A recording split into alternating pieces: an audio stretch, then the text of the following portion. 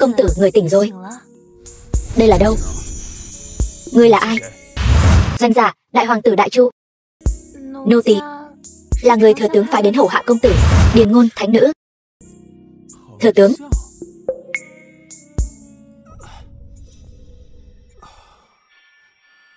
Đại hoàng tử. Thần muốn một điện hạ biết nghe lời, chứ không phải một thái tử không thể khống chế. Lý Thông Cổ, thừa tướng Đại Chu. Lý Thông Cổ, phụ hoàng sắp lập ta làm hoàng chữ rồi. Sao dám lừa ta như vậy? Lão phu có thể một tay đưa ngươi lên, cũng có thể kéo ngươi xuống. Lý Thông Cổ, ngươi thật sự cho rằng Đại Chu này, ngươi nói một câu là quyết định xong sao? Đến lúc đó ngươi đừng hối hận. Trời đất, ta xuyên không rồi, còn trở thành đại hoàng tử của Đại Chu. Nhưng mà vị trí hoàng tử này hình như cũng chẳng dễ dàng gì. Lão già thừa tướng kia dã tâm bừng bừng, lại còn nắm giữ cả hệ thống quan văn Đại Chu, cứ luôn muốn biến nguyên thân trở thành con rối. Giờ trở mặt rồi, chắc chắn sẽ không dễ dàng bỏ qua đâu. Chắc hẳn nữ nhân trước mắt này cũng là do hắn sắp đặt. Công tử, người không sao chứ? Muốn dùng mỹ nhân kế để ta chìm đắm trong tiểu sắc sao? Được, vậy lão tử sẽ tương kế tiểu kế. Công tử, người muốn làm gì? Hai ta đều ở trên giường rồi. Dĩ nhiên là làm chuyện nên làm. Đại hoàng tử, xin tự trọng. Thừa tướng, chẳng phải bảo ngươi câu dẫn bổn điện hạ sao? Nô tỳ chỉ đến hầu hạ điện hạ, không hề có ý câu dẫn.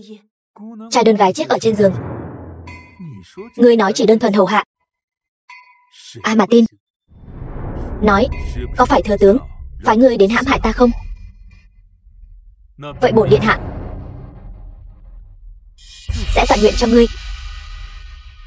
Sau này dù ngươi là người của ai, ngươi cũng là người của bổn điện hạ. Hoàng thượng giá lâm. Nhi thần tham kiến phụ hoàng. Dân nữ tham kiến bệ hạ. Hoàng huynh, hôm nay là ngày đại khảo của các hoàng tử, sao huynh còn có tâm trạng đến Bách Hoa lâu hưởng lạc? Điện hạ, thân là hoàng tử Đại Chu, mỗi ngày lui tới trốn phong trần, Tổ Long đế, hoàng đế Đại Chu, thật sự là làm mất thể diện hoàng gia. Đây chính là thập tam đệ của ta, còn đây là thừa tướng đương triều. Xem ra chuyện hôm nay chính là cái bẫy do hai người bọn họ giăng ra cho ta. Điền Hoa Khôi, sao mắt nàng đỏ hoe vậy? Chẳng lẽ hoàng huynh ta đã lợi dụng thân phận ép buộc nàng Doanh Hợi, thập tam hoàng tử Đại Chu? Điện hạ, ngươi hồ đồ. Ngươi cả ngày chìm đắm tiểu sắc, lại còn lợi dụng thân phận hoàng tử ép buộc nữ tử. Chuyện này mà truyền ra ngoài, há chẳng phải khiến bá tánh trong thiên hạ lạnh lòng? Chư hầu cười nhạo. Thập tam đệ, thừa tướng, hai người các ngươi không phân biệt phải trái, ụp cái nồi này lên đầu ta. Chẳng lẽ là hai người các ngươi đang giở trò sau lưng ta? Nói cho cùng, việc với Điền Hoa Khôi này vốn là chuyện ngươi tình ta nguyện. Cho dù ngươi nói là sự thật, vậy ngươi đêm qua ở lầu xanh vắng mặt buổi khảo giáo hoàng tử, đây là sự thật chứ? Không sai. Dạ nhi, con thật khiến trẫm thất vọng. Phụ hoàng, nhi thần làm vậy là có nguyên nhân. Nguyên nhân gì? Sáng nay trong đầu nhi thần nghĩ ra được vài câu thơ hay. Trên đường đi tình cờ gặp được tài nữ Điền Hoa Khôi, vì vậy hai người chúng ta đã cùng nhau ở Bách Hoa lâu, cùng nhau đàm đạo thi từ ca phú. Bất giác đã uống say mềm cả, cho nên mới lỡ mất giờ khảo giáo. Xin phụ hoàng thứ tội. Đàm đạo thi từ ca phú chỉ bằng ngươi thuần túy là ngụy biện. Bệ hạ, đại hoàng tử đức hạnh có thiếu sót, toàn lời lẽ dối trá. Thần khẩn cầu bệ hạ phế chốt ngôi vị hoàng tử của hắn, giáng làm thứ dân. Các ngươi là có ý gì? Chẳng lẽ là cho rằng bổn cung không hiểu thi từ ca phú sao? Cả kinh thành này ai mà không biết, hoàng huynh ngoài việc lui tới lẩu xanh uống rượu mua vui thì chẳng còn tài cán gì.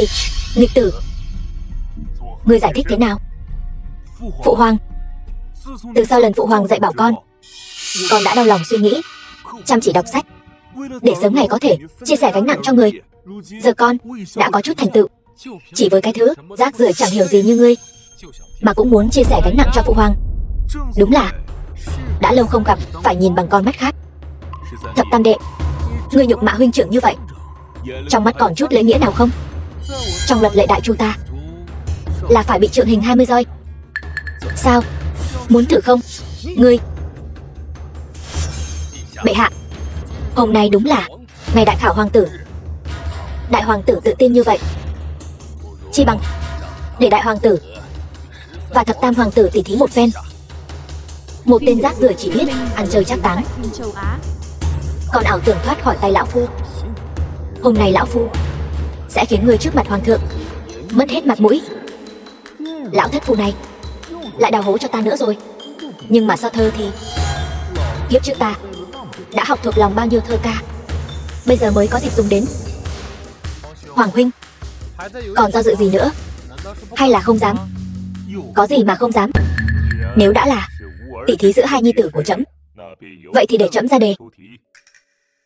Kính xin phụ hoàng chỉ dạy. Hai con hãy lấy vầng trăng tròn ngoài cửa sổ làm đề tài, làm một bài thơ. Cái này dễ thôi, ta làm trước. Hoàng huynh nghe cho kỹ nhé. Tinh dạng ngọc bàn, đương không chiếu, nguyệt trung hằng nạc, thần mỹ diệu. Ngô cương bưng ra quế hoa tiểu, giữ ngô cậu ẩm, khai hoài tiếu. Hay lắm.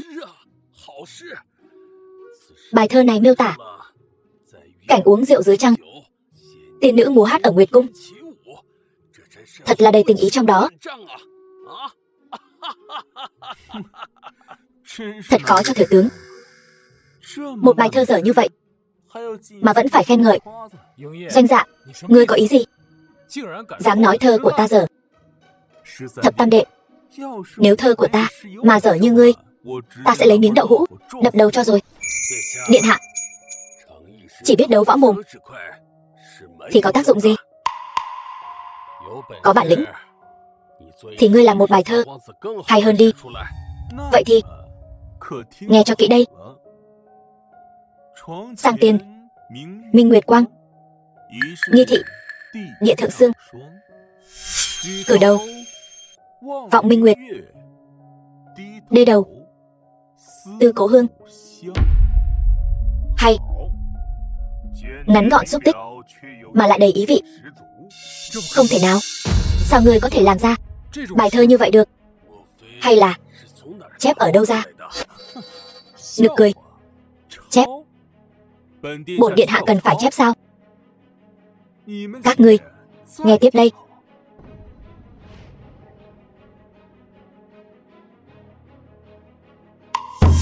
Tần thời minh nguyệt,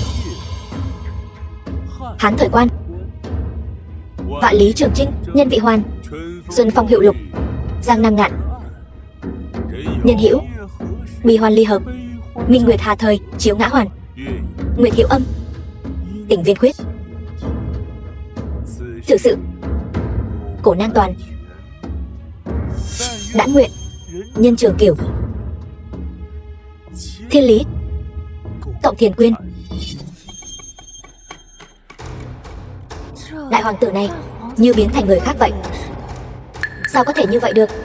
Tên rác rưởi này trước đây chỉ biết ăn chơi trác táng, từ bao giờ lại có văn tải như vậy? Hay là đang giả vờ? Hay cho câu đãn nguyện nhân trưởng kiểu, thiên lý cộng thiền quyên. Phụ hoàng, người thấy cuộc tỷ thí này giữa ta và thập tam đệ, người nào thắng người nào? Dĩ nhiên là Dạ Nhi con rồi. Thập tam đệ, thừa tướng, giờ thì các người tin ta đang bàn luận thơ ca với Điền Hoa Khôi rồi chứ? Bệ hạ là hoàng thân quốc thích, đêm khuya đến lầu xanh, thật sự làm ô nhục hoàng gia. Lần này nếu không nghiêm trị, e rằng các đại thần sẽ có lời ra tiếng vào.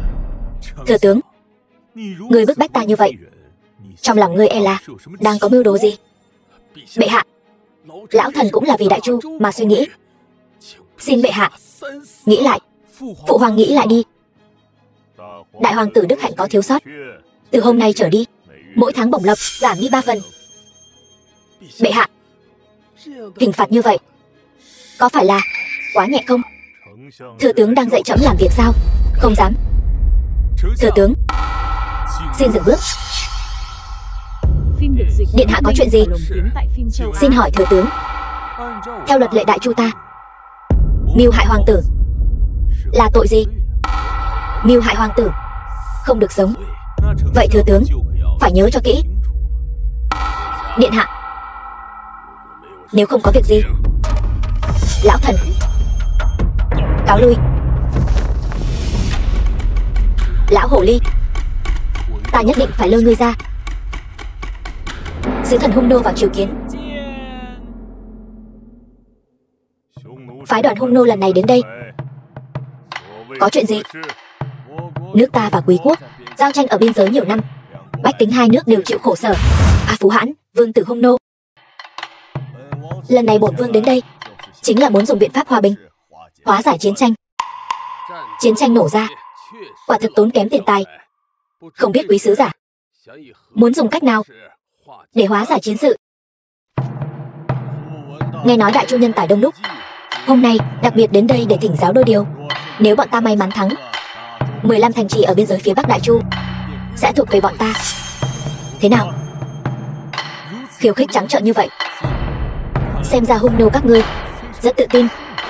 Sao nào? Đại Chu không dám nhận lời khiêu chiến của Hung nô bọn ta sao? Đại Chu các ngươi chẳng phải tự xưng là quy tụ nhân tài thiên hạ, tướng sĩ của các ngươi chẳng phải tự xưng võ công cao cường sao? Hôm nay bổn vương vừa thấy chỉ có vậy, thật khiến bổn vương thất vọng. Láo xược, Đại Chu chúng ta còn chưa đến lượt tiểu quốc các ngươi chế nhạo. Ngươi là ai? Hoàng tử Đại Chu. Doanh dạ, ngươi chính là tên đại hoàng tử đó. Trông ngươi cũng chẳng ra sao, có dám nhận lời khiêu chiến của bọn ta không?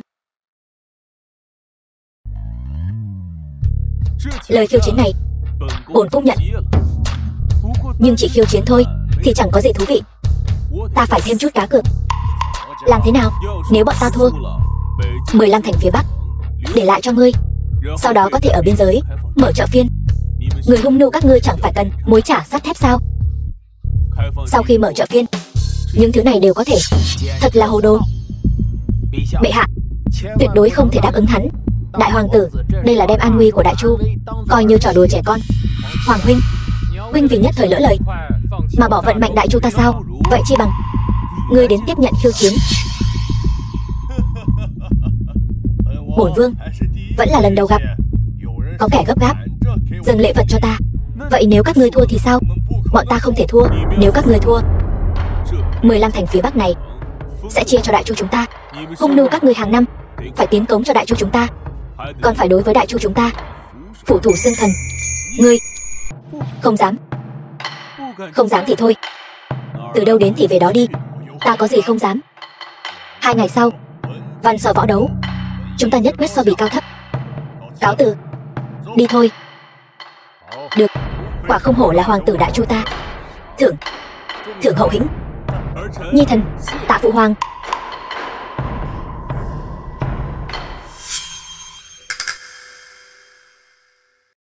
Phụ hoàng, hoàng huynh vì nhất thời sảng khoái mà không bằng lợi ích Đại Chu, chi bằng thừa lúc này sự việc còn chưa bắt đầu, bỏ văn võ tỷ đấu, như vậy dâng ra 5 tòa thành rồi nghị hòa. Hung nô được lợi, nhất định không dám đến quấy nhiễu nữa. Như vậy cũng không tính là quá thiệt. Thần tán thành.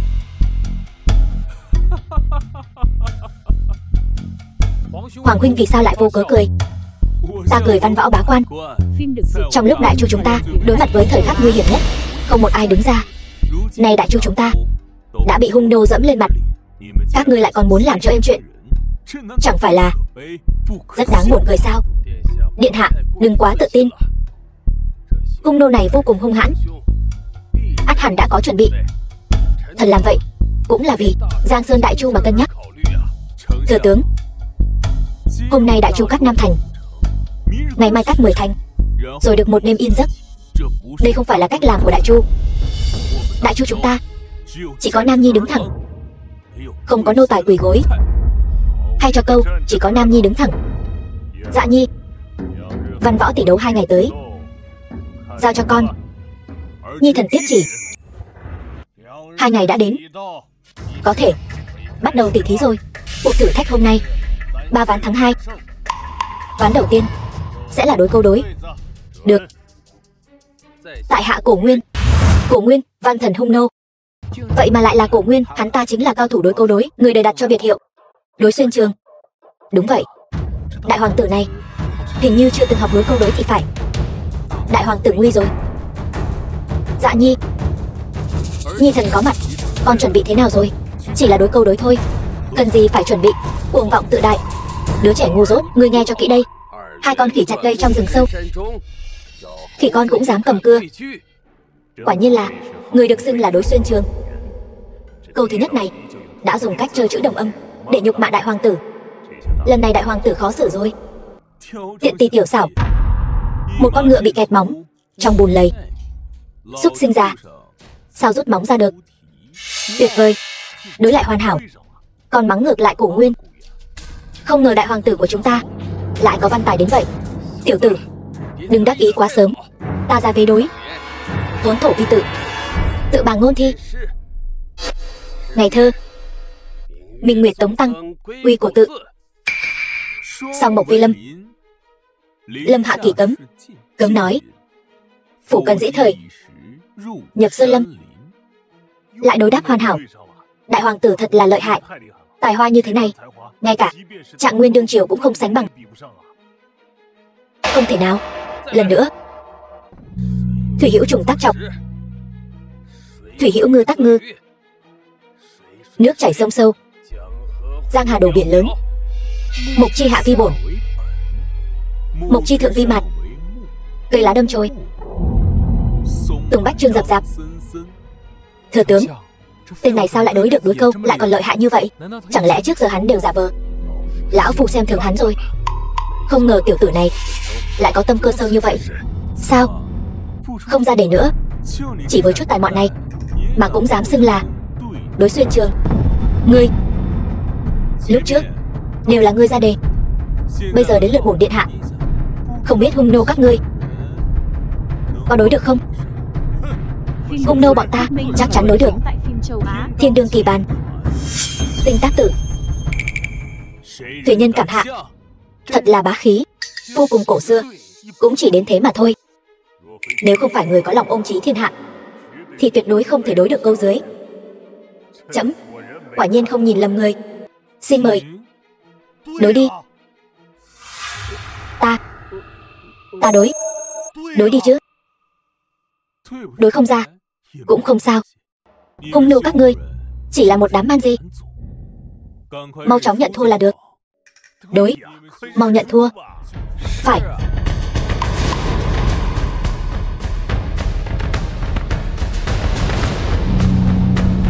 Rác rưởi. Thiên đương kỳ bản tinh tác tử, Mạc Phi vương giả, khởi cảm lạc tử. Ván đầu tiên này các ngươi còn muốn tiếp tục không? Ván đầu coi như chúng ta thua. Ván thứ hai so tài võ công. Đại hoàng tử chẳng lẽ sợ rồi sao? Bổn cung sẽ sợ sao? Thiết Cổ Thái, thần có mặt. Thiết Cổ Thái chính là một trong 3 vị thượng tướng quân của hung nô. Thiết Cổ Thái, võ tướng hung nô, không chỉ có sức mạnh vô song mà còn giỏi sử dụng đại đao, dũng mãnh thiên hạ vô địch. Thái tử chưa từng tập võ, phải làm sao bây giờ? Trận so tài này phải ký bản giao phó mạng sống. Trời ác vậy. Đại hoàng tử, ván này chúng ta nhận thua đi. Dù sao ván trước chúng ta đã thắng một ván rồi, ván sau chúng ta vẫn có thể thắng lại mà. Cứ vậy đi, nhận thua đi. Đại chu các ngươi không còn ai nữa sao? Hay là đều là một lũ rác rưởi? Đại chu ta chẳng lẽ không có ai dám đấu với hung nô này một trận sao?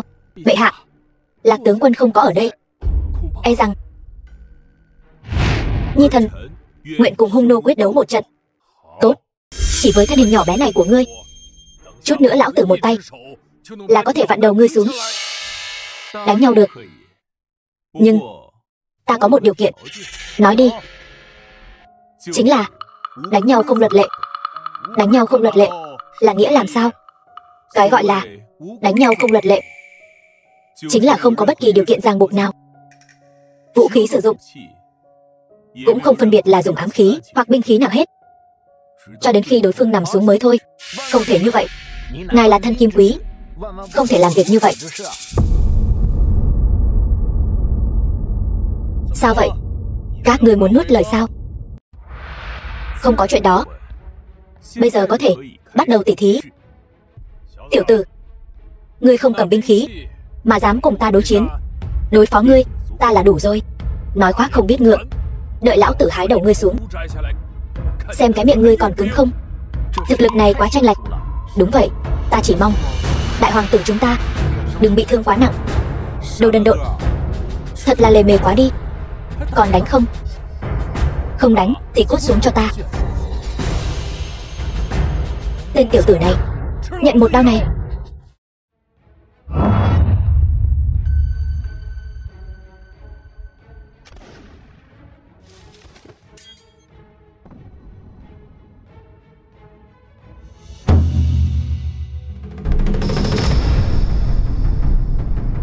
Ta không hoa mắt chứ? Đại hoàng tử vậy mà lại đánh Thiết Cổ Thái xuống đài. Rác rưởi này khi nào học được võ công lợi hại như vậy? Xem ra kế hoạch sau này phải tính đến biến số này. Điều này không thể nào. Thiết Cổ Thái sao có thể thua rác rưởi này? Không thể nào. Hoàng tử điện hạ thắng liên tiếp 2 trận, sứ đoàn hung nô này đại bại.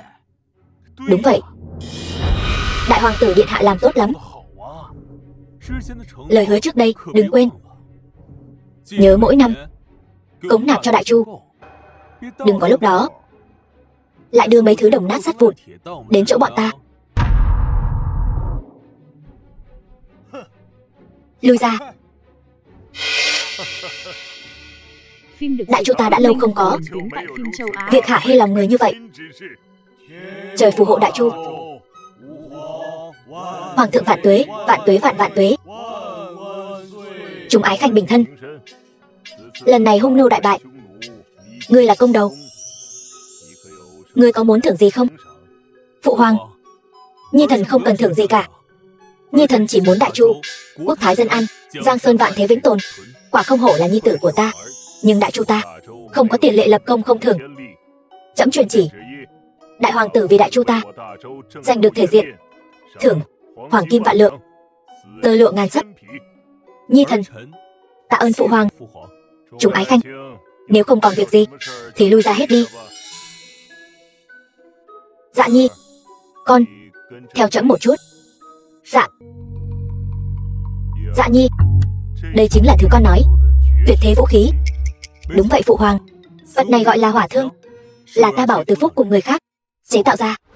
Vì thần khấu tạ điện hạ ơn cứu mạng này, bản cung sở dĩ giữ người lại là vì ngươi còn hữu dụng. Điện hạ, đây là vật gì? Đây là một loại có thể thay đổi chiến tranh, một dạng thần khí, theo bản vẽ ta đưa cho ngươi. Ngươi đi tìm người bí mật chế tạo ra, phàm có kẻ tiết lộ bí mật chu di cửu tộc. Hỏa thương này là một hỏa thương khá đơn giản. Nếu như nòng súng dài hơn, nó có thể ở độ dài 100 bước xuyên thủng thiết giáp. Lời này có thật không? Chắc chắn chính xác, phụ hoàng. Đây là thứ con bảo từ phúc cùng người khác bí mật chế tạo ra. Tốt, vẫn là nhi tử của ta lợi hại. Phụ hoàng, về sau có hỏa thương này, lũ hung nô không còn đáng sợ. Về sau bọn chúng sẽ từ sói trên thảo nguyên biến thành người thảo nguyên hiếu khách, hát hay và múa giỏi. Dạ Nhi, về sau Đại Chu ta liền trông cậy vào con. Rảnh rỗi thì đến phủ đại tướng quân dạo chơi, bồi dưỡng thêm tình cảm với nữ nhi của Lạc thúc thúc con. Có sự ủng hộ của Lạc thúc thúc con, vị trí của con mới vững chắc. Nhi thần đa tạ phụ hoàng. Đúng rồi, Lạc Ngưng nha đầu kia thích thơ từ. Hôm nay ở Tiêu Nhã Hiên tổ chức một buổi thi thơ. Con hãy đi gặp vị hôn thê của mình đi. Dạ. Tiêu Nhã Hiên. Vị công tử này xin dừng bước. Công tử đến tham gia thi hội sao? Ta đến tìm người. Thi hội gì? Tìm người. Tiêu Nhã Hiên đã được công tử nhà ta bao chọn rồi. Công tử nhà ta đã gửi thiệp cho tất cả các bậc quyền quý trong kinh thành. Công tử có thiệp mời không? Ta đến tìm người. Cần gì thiệp mời? Vậy thân thuộc của công tử có ai làm quan trong triều không? Thật nực cười. Từ bao giờ vào tiểu lâu cần nhiều điều kiện như vậy? Hóa ra là một tên tiện dân. Cút nhanh đi, đừng quấy rầy nhã hứng của các bậc quyền quý. Ta không có thiệp mời, phụ mẫu cũng không làm quan trong triều. Nhưng hôm nay Tiêu Nhã Hiên, ta nhất định phải vào. Tiểu trụ tử, ta muốn xem thử là bậc quyền quý nhà nào lại to gan như vậy. Tuyết giữa đông, mai nở một mình. Một làn hương thoảng bay tới, chẳng tranh màu sắc, cùng trăm hoa, là hoa tự nhiên, có người yêu. Tuyệt vời, quá hay. Thừa Can huynh quả không hổ danh là đệ nhất tài tử kinh thành. Bài Vịnh Mai này quả là đỉnh cao của thơ Vịnh Mai. Dùng vật để tỏ tình, thông qua việc hoa mai nở rộ giữa mùa đông giá rét, bày tỏ tình cảm không màng thế sự của bản thân. Bài thơ này quả là một kiệt tác của ngày hôm nay. Không biết tiên sinh thấy thế nào? Bài thơ rách nát này thì có gì đáng để bình phẩm chứ? Lý công tử chính là con trai của tể tướng đấy. Tên tiện dân từ đâu tới dám ăn nói hỗn xược như vậy? Bản cung thật sự bát tự không hợp. Ở nơi này cũng gặp người nhà của thừa tướng. Vừa hay, trước khi cô gái thì thu chút lãi trước đã. Tưởng rằng đi ngang qua đây có thể nghe được tuyệt tác gì đó, kết quả vừa vào cửa đã nghe thấy bài thơ tệ hại như thế này. Thật mất hứng. Vị công tử này trông rất lạ mặt.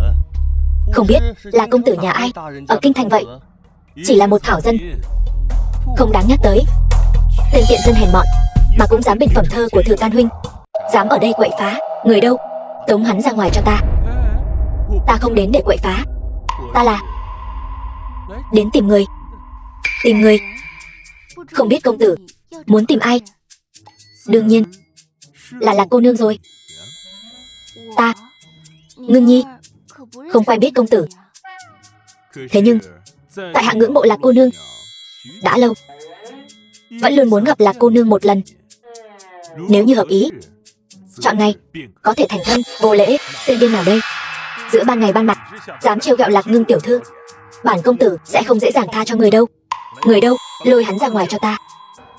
Khoan đã, công tử ngươi nói ngươi đến vì Ngưng Nhi. Đương nhiên, không biết Lạc Ngưng cô nương thấy tại hạ thế nào? Không thế nào cả. Công tử tuy dung mạo cũng được, nhưng muốn cưới Ngưng Nhi làm vợ thì còn lâu mới đủ. Vậy yêu cầu của Lạc Ngưng cô nương là gì? Ngưng Nhi không cầu phu gia, giàu có muôn phần, thân phận hiển quý, nhưng ít nhất cũng phải tài cao bát đấu, học rộng năm xe, là bậc kỳ nam tử có tài thế hiển hách. Lạc Ngưng cô nương, người đây là đưa ra yêu cầu hay là ước nguyện vậy? Công tử là muốn rút lui khi biết khó sao? Yêu cầu của Lạc Ngưng cô nương đối với mấy vị tài tử này chắc khó như lên trời, nhưng đối với tại hạ thì dễ như trở bàn tay. Nói khoác không biết ngượng, loại tiện dân như ngươi e rằng đến chữ cũng chẳng biết mấy, chẳng qua chỉ là kẻ thô bỉ, ăn nói bừa bãi mà thôi. Lạc Ngưng cô nương không cần phí lời với kẻ này nữa. Không biết hôm nay Văn Thi có yêu cầu gì? Kẻ này chẳng lẽ là tên ngốc sao? Còn thật sự tưởng mình là thiên tài tuyệt thế gì đó. Hôm nay chúng ta còn chưa làm thơ, chi bằng để vị công tử này làm một bài phú, thế nào? Văn Thi vốn không có yêu cầu. Lý Thừa Can, ngươi, đây có phải là quá đáng rồi không? Hôm nay Văn Thi vốn dĩ không có yêu cầu, nhưng vị công tử này vô cùng phi phàm. Tại hạ có một yêu cầu nho nhỏ, chắc hẳn công tử sẽ đáp ứng. Ta nên chọn bài nào đây? Đừng có giả vờ nữa. Hôm nay nếu làm được bài phú này, ta sẽ nuốt trọn bộ chén trà này. Chỉ là một bài phú thôi mà, có gì đâu. Lạc Ngưng cô nương, có thể mượn đàn được không? Công tử mời.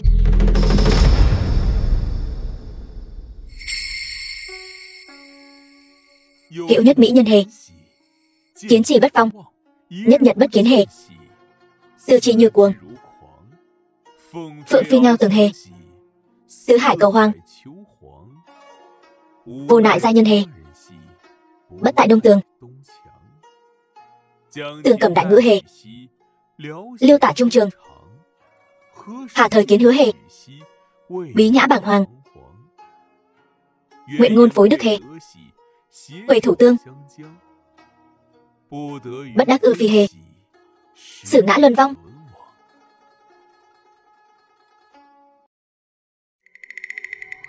Thơ hay. Lời ít ý nhiều. Âm tiết lưu loát. Cảm tình nồng nhiệt phóng khoáng. Đương thế, không còn bài phú nào hơn được nữa. Không thể nào, bài phú này không thể là do người viết. Người đã chép nó, từ đâu ra? Hà Thế Kiệt, đừng có nói bậy. Công tử bài danh phú nghìn xưa này, nếu như là chép lại, e rằng đã sớm được lưu truyền rồi. Người đã từng nghe qua chưa? Biết đâu là do người khác mới làm, rồi bị kẻ này ăn cắp.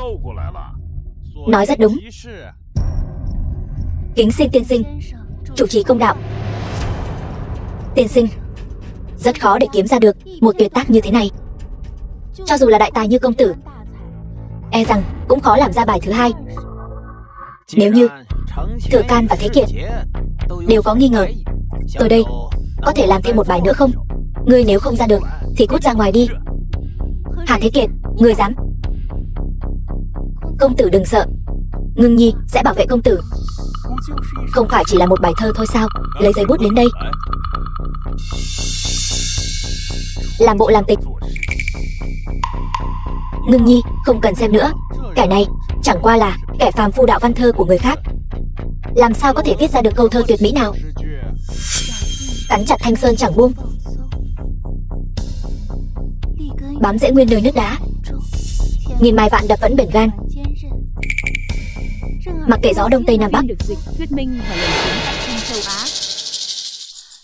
Ngưng Nhi lại được chứng kiến tận mắt.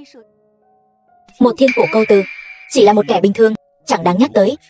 Nếu công tử mà là kẻ tầm thường thì thiên hạ này chẳng ai dám xưng là nhất. Nhất định là hắn ta đạo văn. Thơ của công tử, mặc cho các người bôi nhọ thế nào, hắn vẫn vững như bàn thạch, cao phong lượng tiết như thế. Sao có thể là kẻ trộm thơ? Nhưng mà đủ rồi. Khí lượng như vậy, sao xứng đáng là người của Nho môn ta? Từ hôm nay trở đi, Hà Thế Kiệt bị khai trừ khỏi Nho môn ta. Tiên sinh, tuyệt diệu, tuyệt diệu. Tiên sinh, đây bất quá chỉ là một câu thơ tuyệt diệu. Đại chu ta cũng có không ít. Anh bạn này chỉ là một bài thơ tuyệt diệu vô cùng. Các ngươi còn bỏ sót bức họa này. Đây là non nước xa xăm trong tranh, trúc gầy trong mưa gió, ý cảnh thâm sâu. Trúc xanh trong thơ mọc trên đá, mặc cho gió thổi, ta vẫn hiên ngang bất động. Chẳng lẽ đây là thi họa song tuyệt? Trong thơ có họa, trong họa có thơ. Công tử quả là cao nhân, xin nhận của tại hạ một lạy. Không dám. Múa rìu qua mắt thợ rồi. Tiểu sinh có thể vào Nho môn ta không? Đa tạ tiên sinh yêu thích. Chỉ là hôm nay đến đây là để gặp Lạc Ngưng cô nương. Công tử gọi ta là Ngưng Nhi là được. Ngưng Nhi, chớ để bị kẻ này lừa gạt.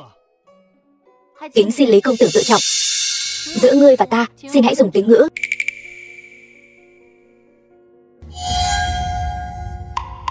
Đi tìm cha ngươi, thay ta điều tra kẻ này rốt cuộc là ai. Cha ta e rằng sẽ không đồng ý. Cứ nói là ta nói, Hà thượng thư sẽ đồng ý. Công tử, Ngưng Nhi cuối tháng muốn tổ chức một buổi thi hội trung thu, không biết công tử có thể nể mặt không? Ngưng Nhi mời, ta nhất định sẽ đến. Công tử, lão gia cho gọi ngài về gấp. Ngưng Nhi, tiên sinh, tại hạ còn có việc phải xử lý. Hôm nay xin cáo lui trước. Công tử cứ bận việc trước, Ngưng Nhi sẽ đợi. Công tử đến lễ hội. Tiểu hữu, nhờ chuyển lời hỏi thăm phụ thân ngươi. Cứ nói chuyện của hắn ta đã đồng ý. Vâng.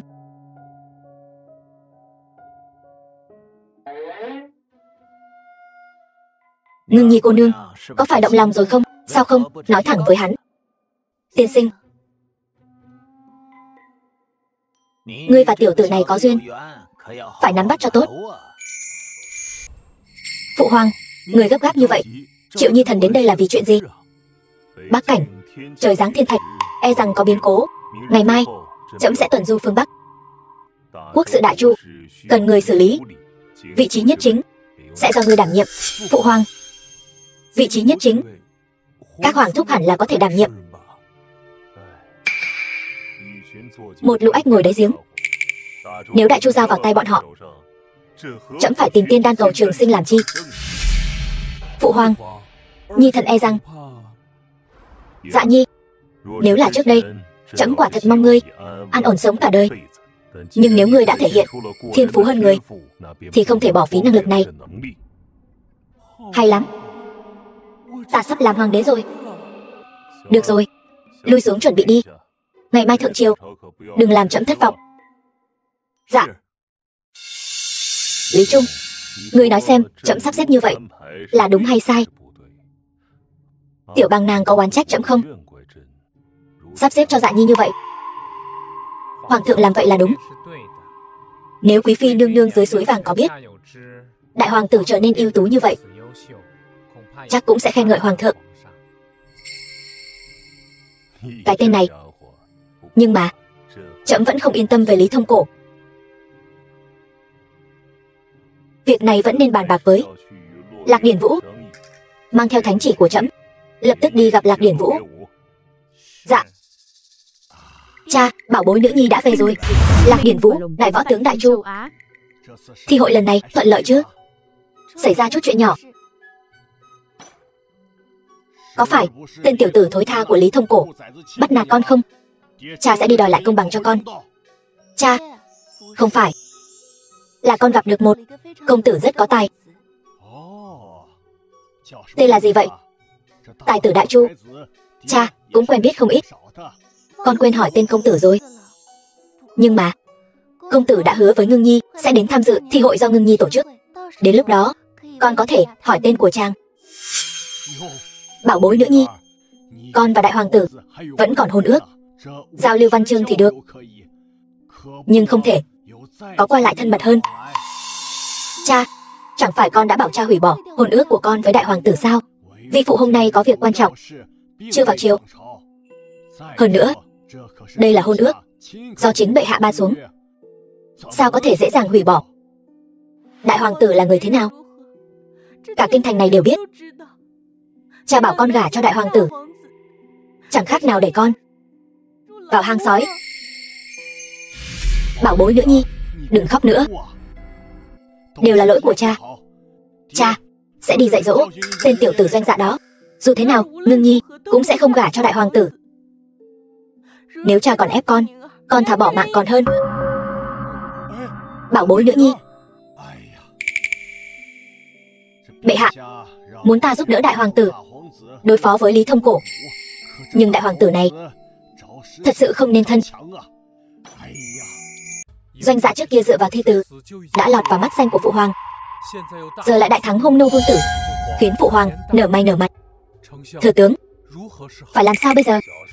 Chuyện nhỏ thôi, thập tam hoàng tử không cần lo lắng. Đại nhân, bệ hạ ngày mai đi tuần, chúng ta có nên làm chút gì đó không? Ngày mai thượng triều, bệ hạ nhất định sẽ sắp xếp thập tam hoàng tử và đại hoàng tử nhập triều. Chỉ cần thập tam hoàng tử đưa ra chính kiến làm bệ hạ hài lòng, ta sẽ xuất lĩnh quần thần ủng hộ. Doanh dạ sẽ không còn ngày trở mình nữa. Phụ hoàng vốn đã thiên vị hoàng huynh, đến lúc đó e rằng vẫn còn sóng gió. Đến lúc đó ta sẽ an bài quân thân phụ họa chính kiến của thập tam hoàng tử. Cho dù là bệ hạ cũng không thể làm gì được. Quyền giám quốc này nhất định sẽ rơi vào tay thập tam hoàng tử. Thừa tướng thật thông minh. Thập tam hoàng tử đã có chuẩn bị gì chưa? Gần đây học tập nhân đức chi pháp, có chút tâm đắc. Lão phu mong đợi biểu hiện vào ngày mai của thập tam hoàng tử. Gần đây hung nô hung hăng, tuy rằng dựa theo ước định đã nhường Bắc cảnh 15 thành, nhưng chúng lại thả quân cướp Bắc, làm bị thương con dân đại chu ta. Chư vị ái khanh có kế sách gì để chống địch?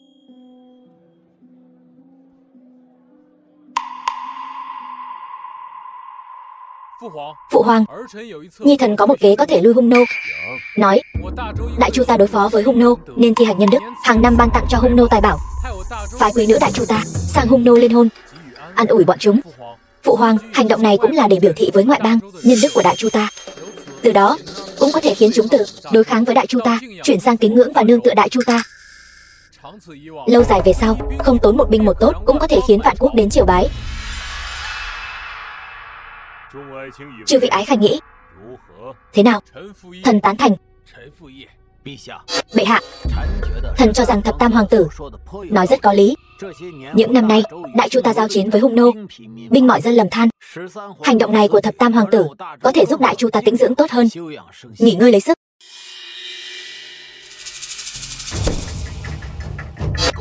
Kỷ khô. Hoàng huynh, huynh lại có cao kiến gì? Không có cao kiến gì. Bản điện hạ thấy những gì đệ nói đều là khỉ gió.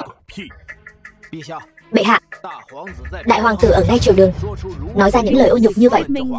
Thần thỉnh bệ hạ dùng luật pháp đại chu trị tội thất đức của hắn. Dạ nhi. Lời của Chu thượng thư, con có gì muốn nói không? Phụ hoàng, nhi thần có lời muốn nói. Chu thượng thư, bản cung muốn hỏi khanh một câu. Người là quan của hung nô sao, hay vẫn là quan triều chu ta? Chu mỗ sinh là người đại chu, làm ma cũng là hồn ma đại chu. Nếu đã như vậy, Chu thượng thư, vừa rồi bản điện hạ có cảm xúc mà nói một câu. Ngươi vì sao cứ bám giết không tha, mà đối mặt với quân hung nô ngày đêm xâm phạm biên cương đại chu ta, ngươi lại hết mực ban ơn? Việc này giải thích thế nào? Đại hoàng tử, ta chỉ bình luận việc thôi, chỉ có thể hiện nhân đức, đại chu ta mới được nghỉ ngơi dưỡng sức. Nhân đức? Chu thượng thư, nếu có người nhòm ngó phu nhân của ngươi, ngươi sẽ đem phu nhân tặng cho hắn sao? Bệ hạ, đại hoàng tử đây là đang ngụy biện. Việc nước sao có thể so sánh với việc nhà? Nhà là tiểu quốc, quốc là đại gia. Nhà và quốc tại sao không thể so sánh? Huống chi hung nô bội bạc, chỉ sợ uy chứ không nhớ ơn. Nếu cứ nhất mực ban ơn thì chúng chắc chắn sẽ càng được nước làm tới. Đại hoàng tử nói chí phải. Nếu đại chu ta làm theo lời thập tam hoàng tử thì hung nô e rằng sẽ nghĩ đại chu ta sợ chúng. Bệ hạ, đại hoàng tử đã đứng ra, chắc chắn có đối sách của huynh ấy. Không bằng nghe ý kiến của đại hoàng tử. Dạ nhi, con có diệu kế gì không? Nếu nói không ra, trẫm sẽ trị con tội thất đức nơi triều đình. Phụ hoàng, nhi thần trong lòng có 3 kế chưa hoàn chỉnh. Mau nói. Thứ nhất, đại chu ta có thể xây trường thành ở biên giới với hung nô để ngăn địch xâm phạm. Đại hoàng tử, biên giới đại chu ta với hung nô rộng lớn, nếu xây trường thành thì cần phu dịch đến hàng vạn người. Việc hao người tốn của như vậy sao có thể làm được? Chu đại nhân nói chí phải. Hao người tốn của như vậy, e rằng đại chu ta sẽ đi theo vết xe đổ của Bảo Tần. Bản điện hạ có nói là chưng hết phu dịch một lúc đâu. Đại hoàng tử lời này là ý gì? Chúng ta có thể chia phu dịch thành 10 đợt, mỗi đợt làm nửa năm, rồi đổi sang đợt khác. Đến mùa vụ, toàn bộ phu dịch sẽ về làm ruộng. Làm như vậy quả thực có thể giảm bớt lao dịch, nhưng sẽ làm giảm đáng kể tốc độ xây trường thành. Vạn lý trường thành đâu phải một ngày là xong. Việc này lợi ích muôn đời. Vậy cái này cũng không thể giải quyết được mối lo hung nô trước mắt. Đương nhiên, vì vậy bản điện hạ còn có kế thứ hai. Vậy kế sách thứ hai là cái gì? Kế sách thứ hai là chia rẽ hung nô. Ai cũng biết hung nô có rất nhiều bộ lạc. Chúng ta có thể chọn một vài bộ lạc có quan hệ tốt với đại chu chúng ta, dùng uy hiếp và dụ dỗ để phân rã hung nô từ bên trong. Hay, cách này thật tuyệt vời. Bệ hạ, thần có thể phái tướng sĩ đi giao thiệp với hung nô. Trưởng tấu, thừa tướng thấy kế này thế nào? Kế sách này không thể lâu dài. Quả nhiên là thừa tướng liếc mắt đã nhìn ra vấn đề. Kế sách thứ hai còn phải kết hợp với kế sách thứ 3 của bổn điện hạ. Dạ nhi, mau nói. Kế sách thứ 3 này là ở biên giới mở chợ giao thương với hung nô. Bệ hạ, việc này Không được, thông thương với hung nô là chủ trương cũ dích, nguy hại đến căn cơ đại chu chúng ta. Tai họa hung nô từ xưa đã có. Phòng tuyến được xây bằng máu thịt binh sĩ, không bằng phòng tuyến được xây bằng lòng tin thiên hạ. Hai bên thông thương ở biên giới do đại chu chúng ta chủ trì, có thể giảm bớt rất nhiều sự cướp bóc. Những người chăn nuôi cũng không hề muốn gây chiến, chỉ cần quản lý công bằng, cộng thêm việc các bộ lạc tuyên truyền. Cho dù hung nô, ngay cả các đại hãn của những bộ lạc mạnh nhất cùng nhau bàn mưu tạo phản, thì dân chúng của họ cũng không thể đồng ý. Hay lắm. Đại hoàng tử Doanh Dạ tiếp chỉ. Đại hoàng tử Doanh Dạ phẩm hạnh đoan chính, tài trí nhanh nhẹn, có thuật trị quốc. Từ hôm nay phong đại hoàng tử Doanh Dạ làm hoàng thái tử ở Đông Cung.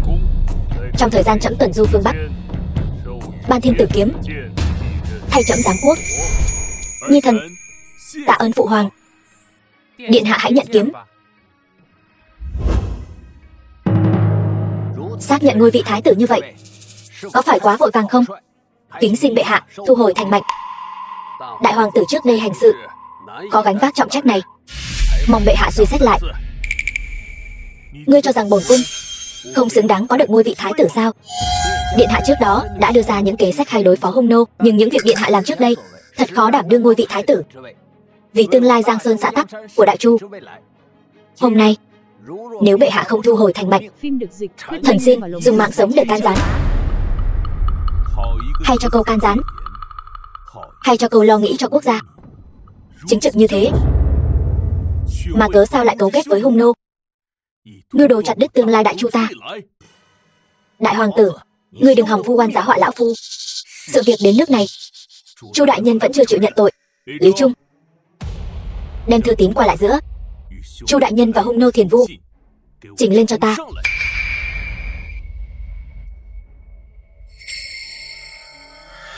Chu Chính Thuần, ngươi còn có gì để nói?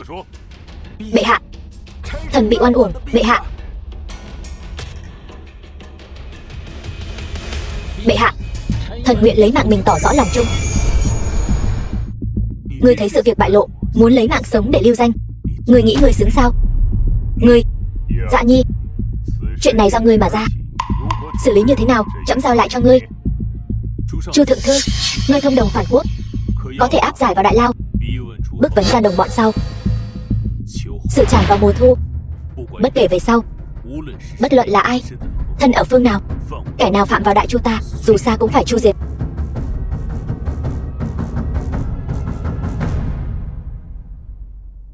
Dạ Nhi, người quả nhiên không làm trẫm thất vọng. Như vậy, trẫm cũng có thể yên tâm bắc tuần. Phụ hoàng, đa tạ người đã nhắc nhở Nhi thần. Nếu không Nhi thần chẳng biết phải làm sao. Những điều này chỉ là tô điểm thêm mà thôi. Nếu không có diệu kế của ngươi trước đó đối phó với hung nô, thì dù trẫm muốn thiên vị ngươi, e cũng khó làm được. Phụ hoàng, lần này người bắc tuần sẽ đi bao lâu? Sao vậy, vẫn chưa bắt đầu giáng quốc? Chỉ mong phụ hoàng mau chóng trở về, là bởi vì Nhi thần đối với việc triều chính vẫn còn rất nhiều điều cần phải học hỏi phụ hoàng. Vả lại, bên cạnh Nhi thần không có một cao thủ nào, e rằng Nhi thần ngồi ở ngôi vị nhiếp chính chẳng được bao lâu. Hôm nay phụ hoàng sẽ an bài cho ngươi một cao thủ tuyệt thế. Vị này là Kiếm Thánh Cái Nhiếp. Kiếm Thánh Cái Nhiếp là thị vệ thân cận của trẫm, sau này sẽ do ông ấy bảo vệ an toàn cho ngươi. Thần Cái Nhiếp bái kiến điện hạ. Cái thúc thúc, mau mời đứng dậy. Nhi thần đa tạ phụ hoàng.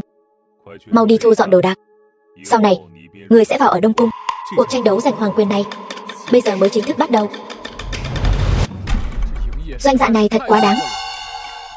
Hắn bây giờ còn chưa ngồi vào vị trí đó mà đã ngang ngược như vậy. Sau này hắn thay mặt nhiếp chính, e rằng sẽ chẳng coi ai ra gì. Thừa tướng, ta nên làm thế nào? Thập tam hoàng tử, đừng lo lắng, hôm nay chẳng qua là bệ hạ chống lưng cho hắn thôi. Về sau bệ hạ bắc tuần, chúng ta còn nhiều thời gian để đối phó với hoàng thái tử. Tiểu trụ tử, đại chu ta chẳng phải có thể sản xuất được giấy xuyên sao? Cớ sao những tác phẩm này vẫn còn dùng thẻ tre? Hồi điện hạ, đại chu tuy thịnh hành sản xuất giấy xuyên, nhưng quy trình sản xuất rất phức tạp, lại thêm nguyên liệu vô cùng đắt đỏ. Sự phát triển của triều đại này sao giống nhà Tần thế nhỉ? Tần Thủy Hoàng Đông Tuần, lão cha hời của ta Bắc Tuần. Đậu xanh. Vậy chẳng phải lão cha sắp băng hà rồi sao? Ta phải tranh thủ thời gian bồi dưỡng thế lực của mình. Tiểu trụ tử, ta giao cho ngươi 2 nhiệm vụ. Điện hạ, nhiệm vụ gì? Thứ nhất, đi tìm các đại thế gia, mượn hết tàng thư của họ về đây. Thứ hai, đi sắp xếp cho ta một số người, tìm cho ta vỏ cây, sợi gai, càng nhiều càng tốt. Không biết điện hạ tìm những thứ đó để làm gì? Bản thái tử muốn làm một việc kinh thiên động địa. Nô tài lập tức đi chuẩn bị. Hình như ta nhớ Ngôn Nhi bảo ta dạy nàng đàn, qua đó xem sao. Ngôn Nhi, Doanh Dạ có làm gì nàng không? Ta nhất định sẽ lấy mạng hắn đòi lại công đạo cho nàng. Mạc Phi Vũ, ta và huynh chỉ là đồng môn, xin gọi ta bằng cả tên họ. Còn nữa, Doanh công tử là đại hoàng tử tôn quý, sao để huynh có thể sỉ nhục? Ngôn Nhi, muội nói gì vậy? Cái tên đại hoàng tử rác rưởi đó thì có gì đáng kính trọng? Vô lễ. Mạc Phi Vũ, ngươi dám sỉ nhục đại hoàng tử thêm một câu nữa, ta nhất định phải phân cao thấp với ngươi. Được, chúng ta không nói về đại hoàng tử nữa. Muội không thấy sau khi tiếp xúc với Doanh Dạ thì muội càng ngày càng không giống chính mình sao? Không thấy. Ngược lại, tôi thấy sau khi đi theo đại hoàng tử, tôi càng ngày càng giống chính mình. Đại hoàng tử lại là đại hoàng tử. Mạc Phi Vũ, chẳng lẽ muội quên sự quan tâm của ta dành cho muội sao? Quan tâm? Huynh nói là cái kiểu tự mình đa tình, ném cho ta một đống đồ linh tinh kia gọi là quan tâm sao? Không phải, không phải đâu. Đó đều là những món quà mà ta chuẩn bị cho muội. Ta thích muội, ta muốn cưới muội làm vợ. Hắn có phải đã uy hiếp muội không? Muội nói cho ta biết, dù hắn là đại hoàng tử, ta cũng sẽ không tha cho hắn. Ta nói đều là lời thật lòng. Hơn nữa, chỉ có bậc tài tử như đại hoàng tử mới là lương nhân mà tôi vừa ý nhất. Không, ta không tin. Muội nhất định đang lừa ta. Đủ rồi, cút đi. Ta không muốn gặp người nữa. Muội bảo ta cút.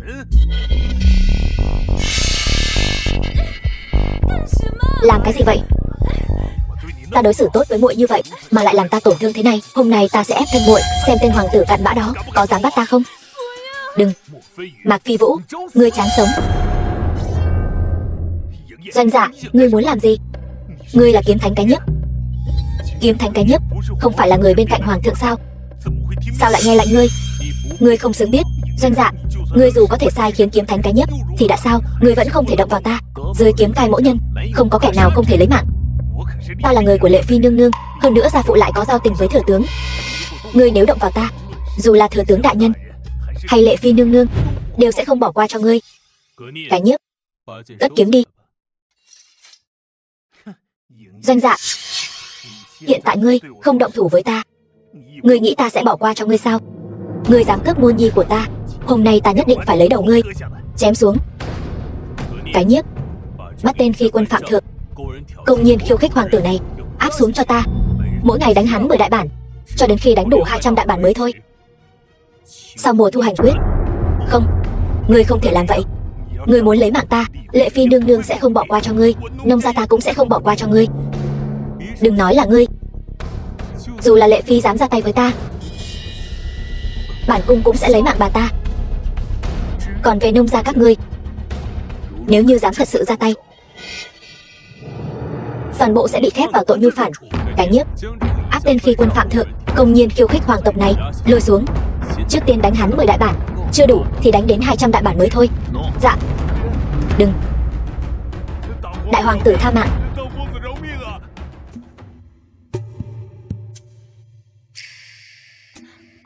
Công tử. Ngôn Nhi, nàng không sao chứ?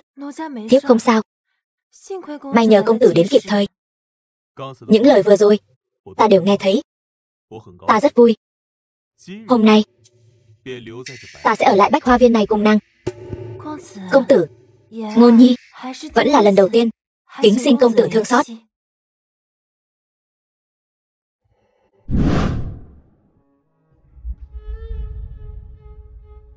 Nương nương, ngoài cung truyền đến tin tức Mạc Phi Vũ đã xúc phạm thái tử, bị bắt vào chiếu mục nhưng không bị xử trảm. Lũ rác rưởi này không một tên nào khiến bản cung bớt lo. Thôi được rồi, những quân cờ nhàn rỗi này ngày sau lại bồi dưỡng là được. Nương nương, thừa tướng đại nhân cũng chuyển đến tin tức. Hỏi nương nương đã suy nghĩ kỹ chưa? Ngươi đi hồi bẩm thừa tướng, cứ nói bản cung chờ tin tốt của thừa tướng. Cần thiết ắt sẽ ra tay với thái tử. Dạ, nô tỳ cáo lui. Mẫu hậu, đại ca hiện tại hành sự càng lúc càng cường thế, ta còn có cơ hội sao? Ngươi đã bái bản cung làm mẫu hậu, bản cung tự khắc sẽ có an bài. Hơn nữa, gần đây ngươi cũng đã tiến bộ không ít. Đại chu này chỉ cần một ngày hoàng vị chưa định, ngươi vẫn còn cơ hội. Mẫu hậu, ý người là đã đến lúc cho thái tử biết đại chu này không phải thứ hắn có thể khống chế.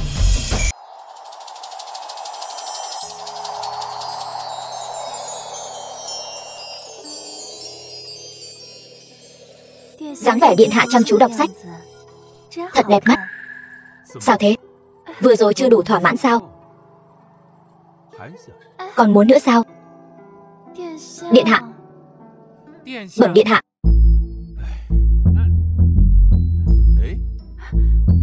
Ai bảo ngươi không gõ cửa mà vào? Nô tỳ không đáng sống. Thôi được rồi, đứng dậy đi. Tạ điện hạ, việc ta giao cho ngươi làm thế nào rồi? Bẩm điện hạ, tất cả nguyên liệu đều đã thu thập xong. Thợ thủ công đang dựa theo bản vẽ của điện hạ chế tạo bản in và loại giấy mới. Vậy thì tốt. Đúng rồi, vừa rồi lỗ mãng xông vào. Có chuyện gì vậy? Bẩm thái tử điện hạ,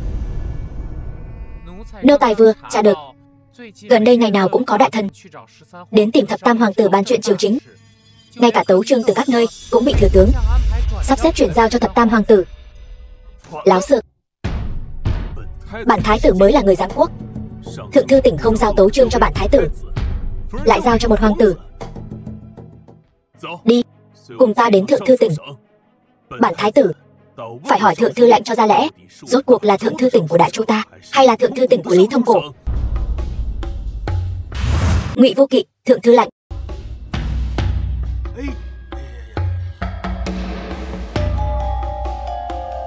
Thập tam hoàng tử, sao ngài lại đến đây? Là thừa tướng đại nhân lại có gì dặn dò sao? Không phải, là ta có vài vấn đề về tấu chương muốn thỉnh giáo ngài. Thần không dám nhận. Sau này nếu có việc này, thập tam hoàng tử cứ chuyện thần là được. Hiện giờ hoàng huynh ta đang giữ chức giám quốc, việc này vẫn nên kín đáo, đừng để hoàng huynh biết. Đại hoàng tử bất quá chỉ là gặp may thôi. Nói về hiền đức, điện hạ được trăm quan yêu mến. Nói về tài học, điện hạ được học với đại sư Nho môn Thôi Thánh Hiền. Theo ý thần, vị trí thái tử này nên là của ngài. Không được nói bậy. Bản điện hạ chỉ là đang làm những việc trong khả năng. Hoàng huynh mới là người phụ hoàng, không định kế thừa ngôi vị. Điện hạ thật khiêm tốn. Gần đây trăm quan đều đang bàn tán việc bệ hạ lập thái tử quá mức vội vàng. Đại hoàng tử tên ngốc đó chỉ làm được chút chuyện còn con, sao có thể so sánh với điện hạ được? Nói chỉ đến mấy tấu chương này đem hết cho hắn cũng chưa chắc đã hiểu. Thái tử điện hạ giá lâm. Thần đệ tham kiến thái tử điện hạ. Thần tham kiến thái tử điện hạ. Ngươi làm quan bao nhiêu năm rồi? Từ khi nhậm chức đã được 5 năm. 5 năm rồi. 5 năm nay của ngươi là ăn vào bụng heo hết rồi sao? Thái tử điện hạ, ta rốt cuộc đã phạm tội gì mà ngươi phải ra tay đánh ta? Tội gì? Ngươi chỉ là một tên quan tứ phẩm còn con, gặp bổn thái tử mà không bái không kính, đó là tội thứ nhất.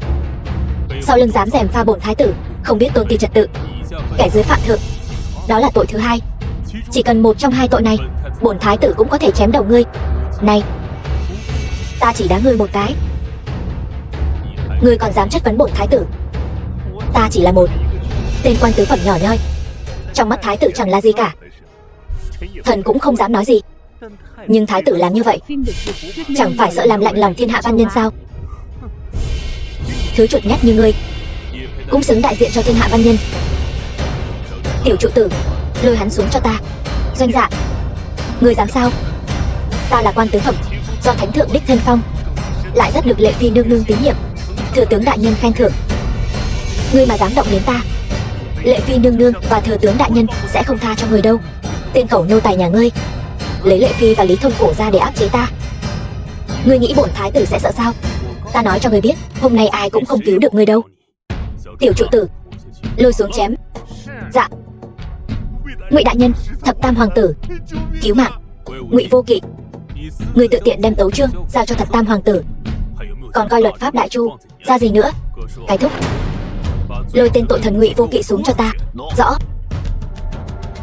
Hoàng huynh, hai vị đại nhân vì đại chu tận tâm tận lực bao nhiêu năm, không có công lao cũng có khổ lao. Huynh làm như vậy, sau này làm sao đối mặt với triều thần? Doanh Hợi, ta còn chưa nói ngươi, ngươi lại lên tiếng trước rồi. Thần đệ cũng không muốn như vậy, chỉ là huynh làm quá rồi. Quá rồi sao? Doanh Hợi, ngươi thân là hoàng tử, chưa được bổn thái tử và phụ hoàng cho phép, lại tự ý xem tấu chương. Ngươi có phải muốn mưu phản không hả? Ta không có ý định tạo phản. Tấu chương này đều là mẫu hậu và thừa tướng bảo ta xem. Họ bảo ta cho xem tấu chương để học hỏi cách xử lý việc nước. Xử lý việc nước? Ta thấy ngươi là muốn cướp ngôi thái tử của ta, đoạt lấy hoàng vị của phụ hoàng thì có. Hoàng huynh, huynh nghe ta giải thích. Cầm miệng, quỳ xuống cho ta. Còn chờ gì nữa, lôi hết bọn chúng ra ngoài cho ta. Kẻ nào đáng chém thì chém, kẻ nào đáng đánh thì đánh. Dạ. Thập tam hoàng tử, cứu ta. Lại đây một chút.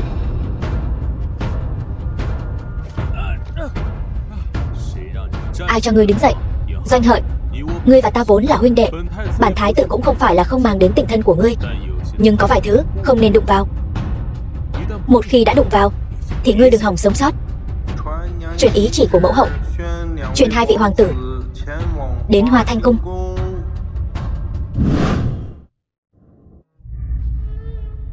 Doanh Dạ, ngươi thân là thái tử của bản quốc, tùy tiện đánh đập huynh đệ, còn có đặt thể diện hoàng thất ở trong lòng không?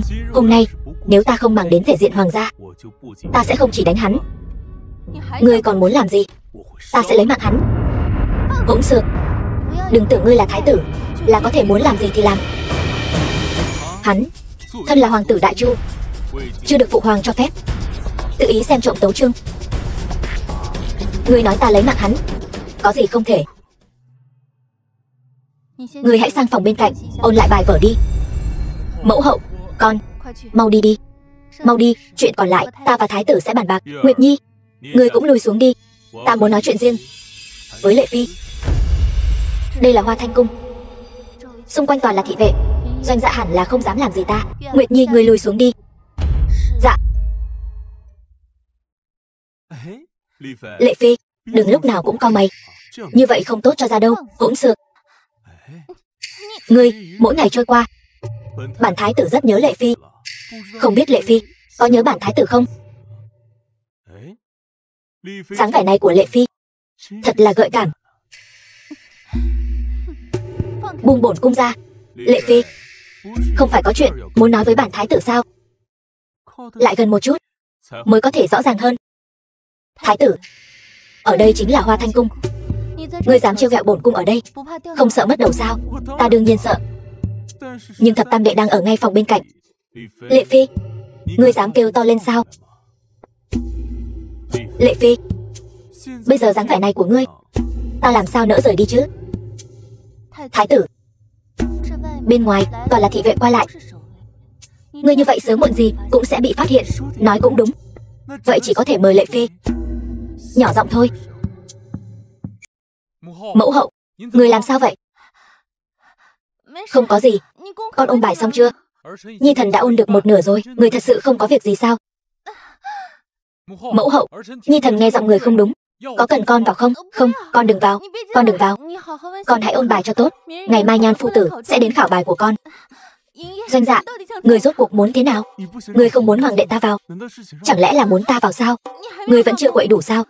Lệ Phi, mê người như vậy làm sao mà đủ được? Ngươi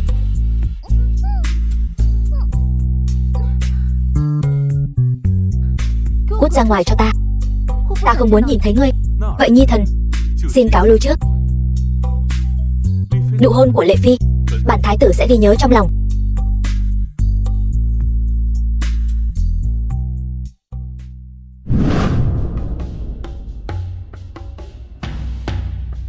Toàn bộ triều đình các quan tứ phẩm, không ít đều là người do thừa tướng tiến cử. Chế độ Hiếu Liêm quá bị động. Bản thái tử muốn nhanh chóng thi hành chế độ khoa cử. Tiểu trụ tử, bản in và giấy đã chuẩn bị được bao nhiêu rồi? Thưa điện hạ, 100.000 tờ giấy, 10 bộ bản in. Tốt, truyền lệnh xuống. Trước tiên đem tất cả các điển tích dễ lưu truyền in ra 10 bộ, rồi đến Nho môn mời Lưu Ngọc Khê, Lưu tiên sinh tham gia buổi trầu sớm ngày mốt. Nô tài lập tức đi làm ngay.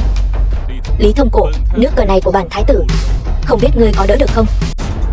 Hôm nay triệu tập các vị đại thần đến đây là để thương nghị một việc lợi cho dân, lợi cho nước.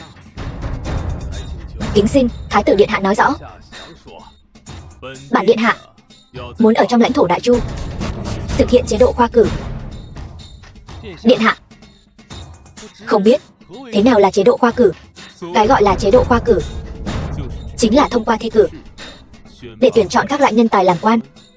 Dưới chế độ này, bất kỳ ai cũng có thể thông qua nỗ lực của bản thân để có được chức quan. Điện hạ, việc này vạn lần không thể. Ngụy đại nhân, ngươi lại có cao kiến gì?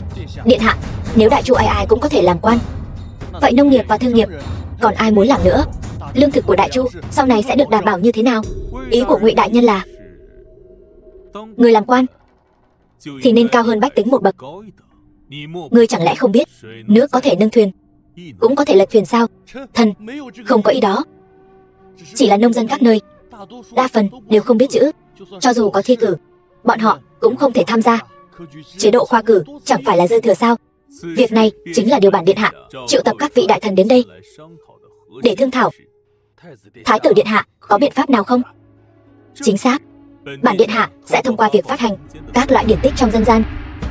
Đến lúc đó dù là thương nhân hay nông dân, dù là tiểu nhị quán rượu hay kỹ nữ thanh lâu đều có sách để đọc.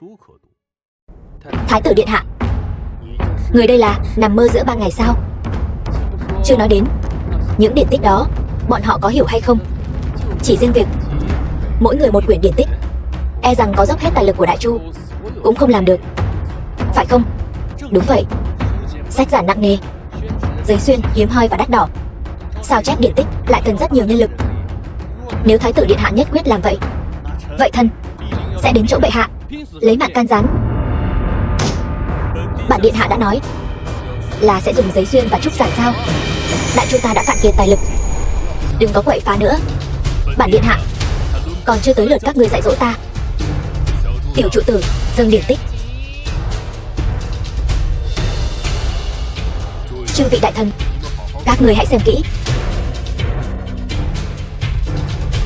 Cuốn điển tích này, nhiều giấy tờ thế này, in ra e là đáng giá 10 nén vàng. Thái tử điện hạ, thế này thì quá lãng phí. Mở to mắt các ngươi mà nhìn cho rõ. Đây rốt cuộc là loại giấy gì?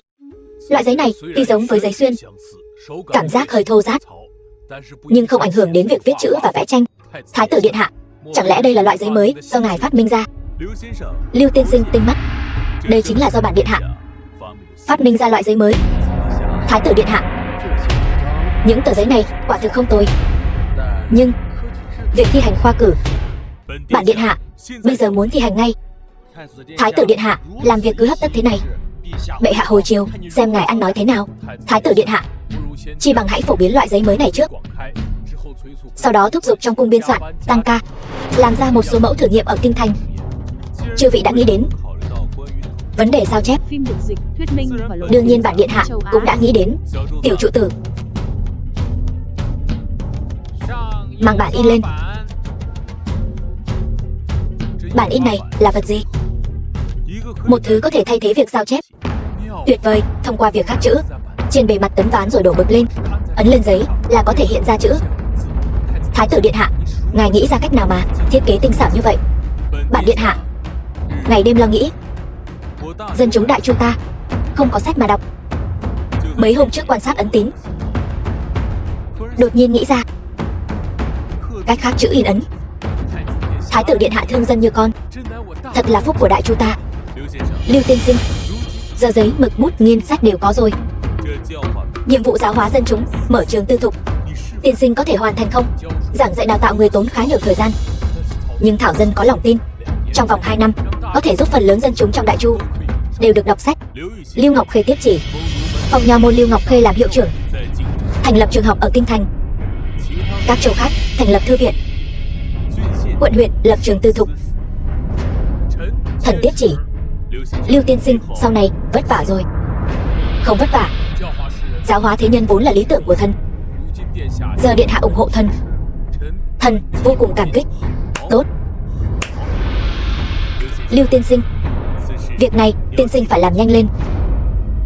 Được rồi. Chư vị đại thần, nếu không còn việc gì nữa, chư vị có thể lui.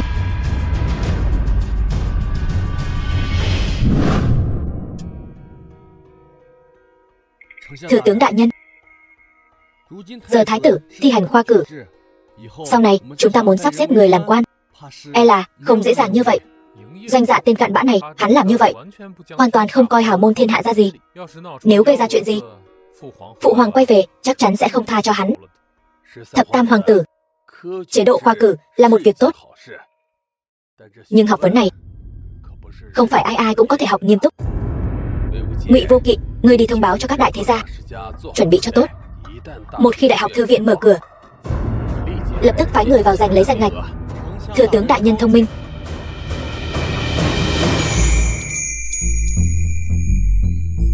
Báo, thái tử bên đó gửi thư đến.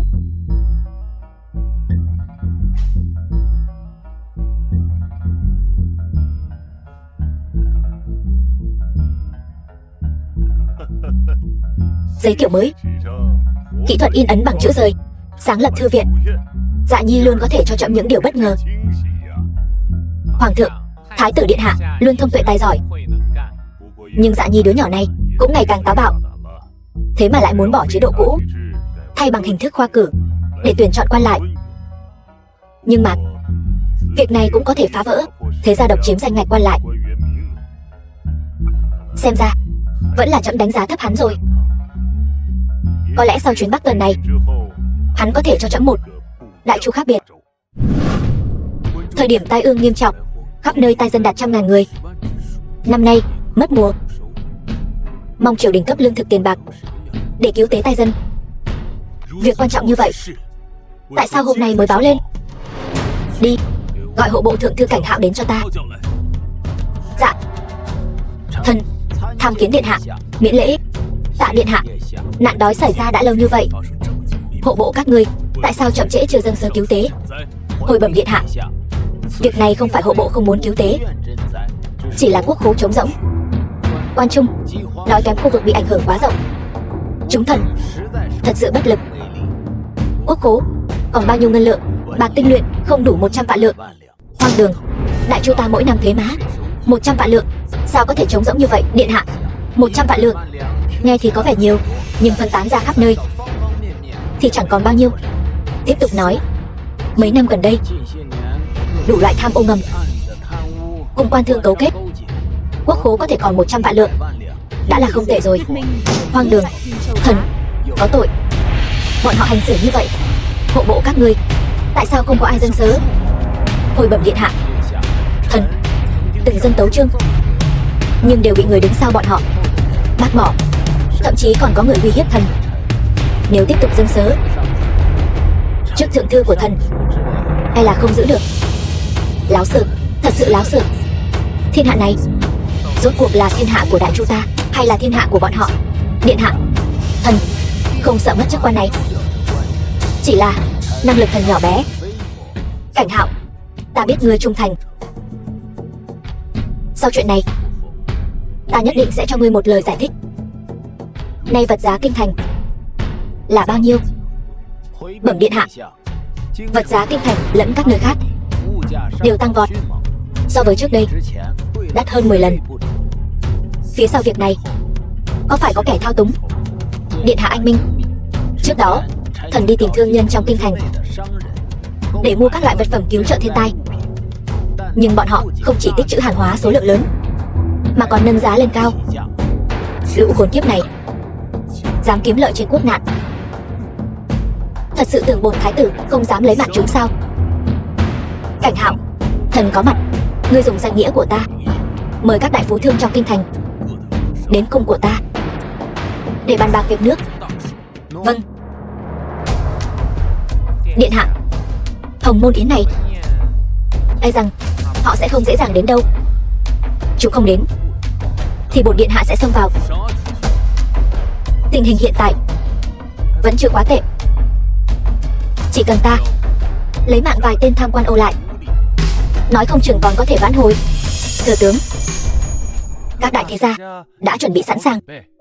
Chỉ cần Lưu Ngọc Khê dám mở đại học, bọn họ liền có thể trực tiếp thâm nhập đại học, thậm chí có thể khống chế danh sách nhập học đại học, khiến toan tính của thái tử hoàn toàn thất bại. Việc đại học đối với đại sự của chúng ta không có trở ngại lớn. Quan trọng nhất là qua cử vào 1 năm sau. Việc này ngươi để mắt nhiều hơn một chút. Vâng. Đúng rồi, thuộc hạ còn một câu hỏi. Thái tử hiện nay muốn thi hành khoa cử, lễ bộ bên đó chúng ta có phải cũng phải sắp xếp một chút không? Việc này bổn tướng sẽ tự mình đi sắp xếp. Gần đây bên thái tử còn động tĩnh gì khác không? Thái tử đã triệu kiến hộ bộ thượng thư Cảnh Hạo. Cảnh Hạo đi rồi sao? Đi rồi. Ngoài ra, hắn và thái tử nói chuyện 1 canh giờ mới ra khỏi Đông Cung. Nay văn quan nhất mạch đều nằm trong tay bổn tướng. Cảnh Hạo vội vàng đầu quân cho thái tử như vậy, thật sự là không coi bổn tướng ra gì. Thừa tướng, việc này chúng ta nên xử lý thế nào? Nghe nói Cảnh Hạo làm quan thanh liêm, 2 tay trong sạch.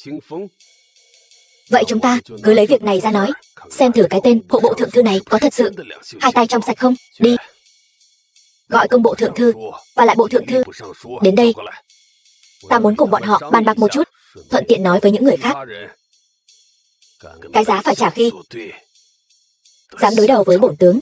Kế sách này của thừa tướng rất thông minh. Như vậy, trên triều đình, phái văn quan, trừ ngài, sẽ không còn âm thanh nào khác. Thừa tướng đại nhân, Lệ Phi nương nương nhờ nô tỳ mang đến cho ngài một tin tức. Việc gì? Thái tử tối nay sẽ thiết yến tại Đông Cung, đãi các đại thương nhân trong kinh thành. Quan trung đại hạn, thái tử đây là sốt ruột, muốn ra tay rồi sao? Thừa tướng đại nhân, chúng ta có nên gây chút phiền phức cho thái tử không? Chỉ cần một câu nói của ngài, thương nhân bán rượu, lương thực vải vóc đều sẽ khiến thái tử ăn phải trái đắng. Cứ làm đi.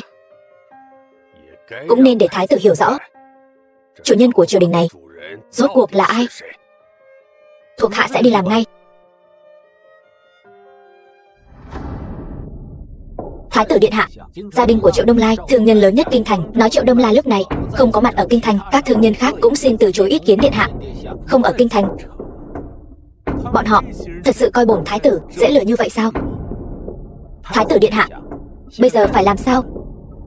Nếu bọn họ đã không đến, vậy bản thái tử sẽ đến thẳng nhà họ Triệu, xem Triệu Đông Lai rốt cuộc có ở đó không. Tiểu trụ tử,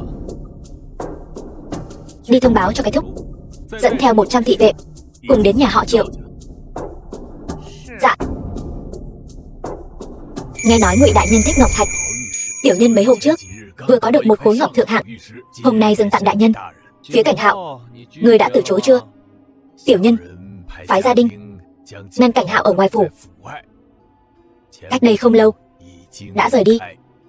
Làm rất tốt. Chuyện này ta sẽ nói với thừa tướng đại nhân. Tạ đại nhân. Nhưng mà chuyện này chúng ta đắc tội thái tử. Ngày sau thái tử tính sổ, vẫn mong Ngụy đại nhân giúp tiểu nhân một tay. Yên tâm, người giúp thừa tướng làm việc, lại tặng bản quan ngọc tốt đến như vậy, bản quan tự sẽ bảo vệ ngươi. Tạ đại nhân. Thái tử giá lâm. Thái tử sao lại đến nhanh như vậy? Sợ gì? Có bản quan ở đây. Thần Ngụy Vô Kỵ bái kiến thái tử điện hạ, thảo dân Triệu Đông Lai cầu kiến thái tử điện hạ. Ngụy Vô Kỵ, ngươi vì sao ở đây? Hồi thái tử điện hạ, thần và Triệu Đông Lai quen biết đã lâu, hôm nay đến đây làm khách. Triệu phú thương chẳng phải không có ở kinh thành sao? Sao giờ lại ở trong phủ rồi? Hay là vì muốn gặp Ngụy đại nhân cho nên mới lấy cớ không ở kinh thành, từ chối yến tiệc của bản thái tử? Thái tử điện hạ nói quá rồi. Vi thần cho rằng trong đó nhất định có hiểu lầm gì đó. Hơn nữa, điện hạ thân phận tôn quý, Triệu Đông Lai sao có thể vì vi thần ở đây liền thoái thác yến tiệc? Hiểu lầm? Vậy các người hãy nói rõ xem, rốt cuộc có hiểu lầm gì? Triệu Đông Lai còn không mau giải thích rõ ràng với thái tử điện hạ và tạ lỗi. Bẩm thái tử điện hạ, Thảo dân trước đó quả thực vì vận chuyển một lô hàng không ở kinh thành, chỉ là giữa đường chợt nhớ ra quên mang đồ, sau đó vội vàng quay về phủ, tình cờ gặp Ngụy đại nhân. Thái tử điện hạ xử lý nhiều việc, chắc chắn sẽ không chấp nhận với một phú thương. Tốt, được dịch thuyết minh và lồng tiếng tại phim rất tốt. Một sướng, một họa. Thật coi bổn thái tử là kẻ ngốc sao? Thái tử điện hạ, lời này là ý gì? Hôm nay 4 cửa lớn của kinh thành đều có lính canh, đều không thấy Triệu phú thương. Chẳng lẽ Triệu phú thương lại biết phi thân trên mái nhà hay sao? Thái tử điện hạ, Thảo dân cầm miệng. Ngụy đại nhân, người với tư cách là đại thần chuyên quản thuế má lại qua lại mật thiết với phú thương. Thái tử điện hạ, lời này sai rồi. Ta giao du với ai đó là chuyện riêng và quyền tự do của bản quan, chẳng lẽ việc này cũng có thể định tội? Người giao du với ai tất nhiên không phải là tội, nhưng nếu là nhận hối lộ thì đừng trách bổn thái tử không nương tay. Tiểu trụ tử, khám xét cho ta. Đứng lại. Ta chính là quan tam phẩm do hoàng thượng sắc phong, cũng là tâm phúc của thừa tướng đại nhân. Ngươi một tên thái giám, dám đối với bản quan bất kính, đồ khốn không biết tốt xấu, lại dám lấy Lý Thông Cổ ra để áp chế ta. Khám xét cho ta. Dạ. Đứng lại. Triệu Đông Lai, gọi tất cả người trong phủ ngươi lên đây cho ta. Người đâu? Cái thúc, bắt bọn chúng lại cho ta.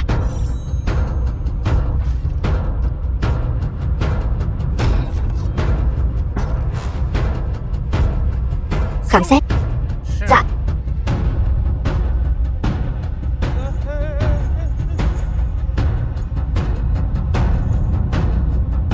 Điện hạ, đây là ngân phiếu 10 vạn lượng một tờ, còn có một khối cổ ngọc thượng hạng, giá trị ít nhất 300 vạn lượng.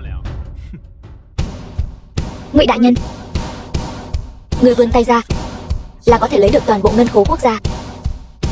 Bản lĩnh vơ vét của ngươi thật là cao siêu. Đúng vậy, những thứ này đều là phú thương tặng cho ta. Vậy thì sao?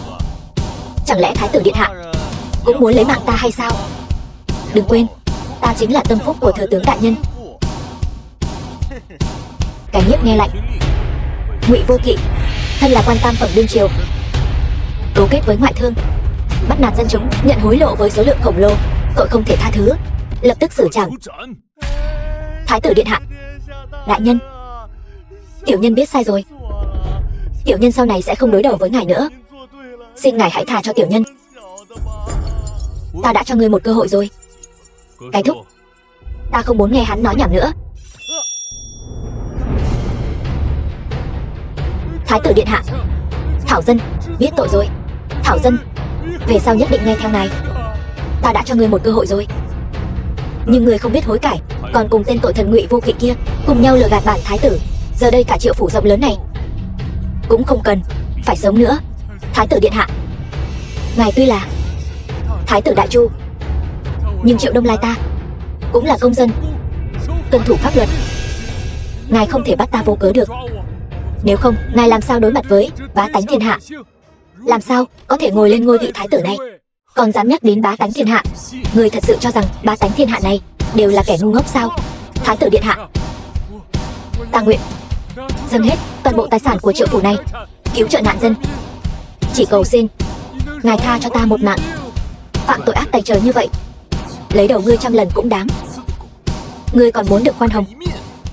Cái Nhiếp nghe lạnh. Gian thương Triệu Đông Lai trong lúc thiên tai tích trữ hàng hóa, nâng giá bán, trục lợi từ quốc nạn, khiến bá tánh lầm than khắp nơi. Sau đó vẫn không biết hối cải, âm mưu câu kết với tội thần Ngụy Vô Kỵ, hành thích thái tử, tội không thể dung thứ. xử trảm ngay tại chỗ, tịch thu toàn bộ tài sản, xung vào quốc khố. Ta hận quá. Đáng lẽ lúc đầu ta không nên nghe lời của Ngụy Vô Kỵ, cũng sẽ không rơi vào kết cục này. Từ khi các ngươi cưỡi lên đầu bá tánh, làm mơ làm gió, liền đã định sẵn kết cục này rồi.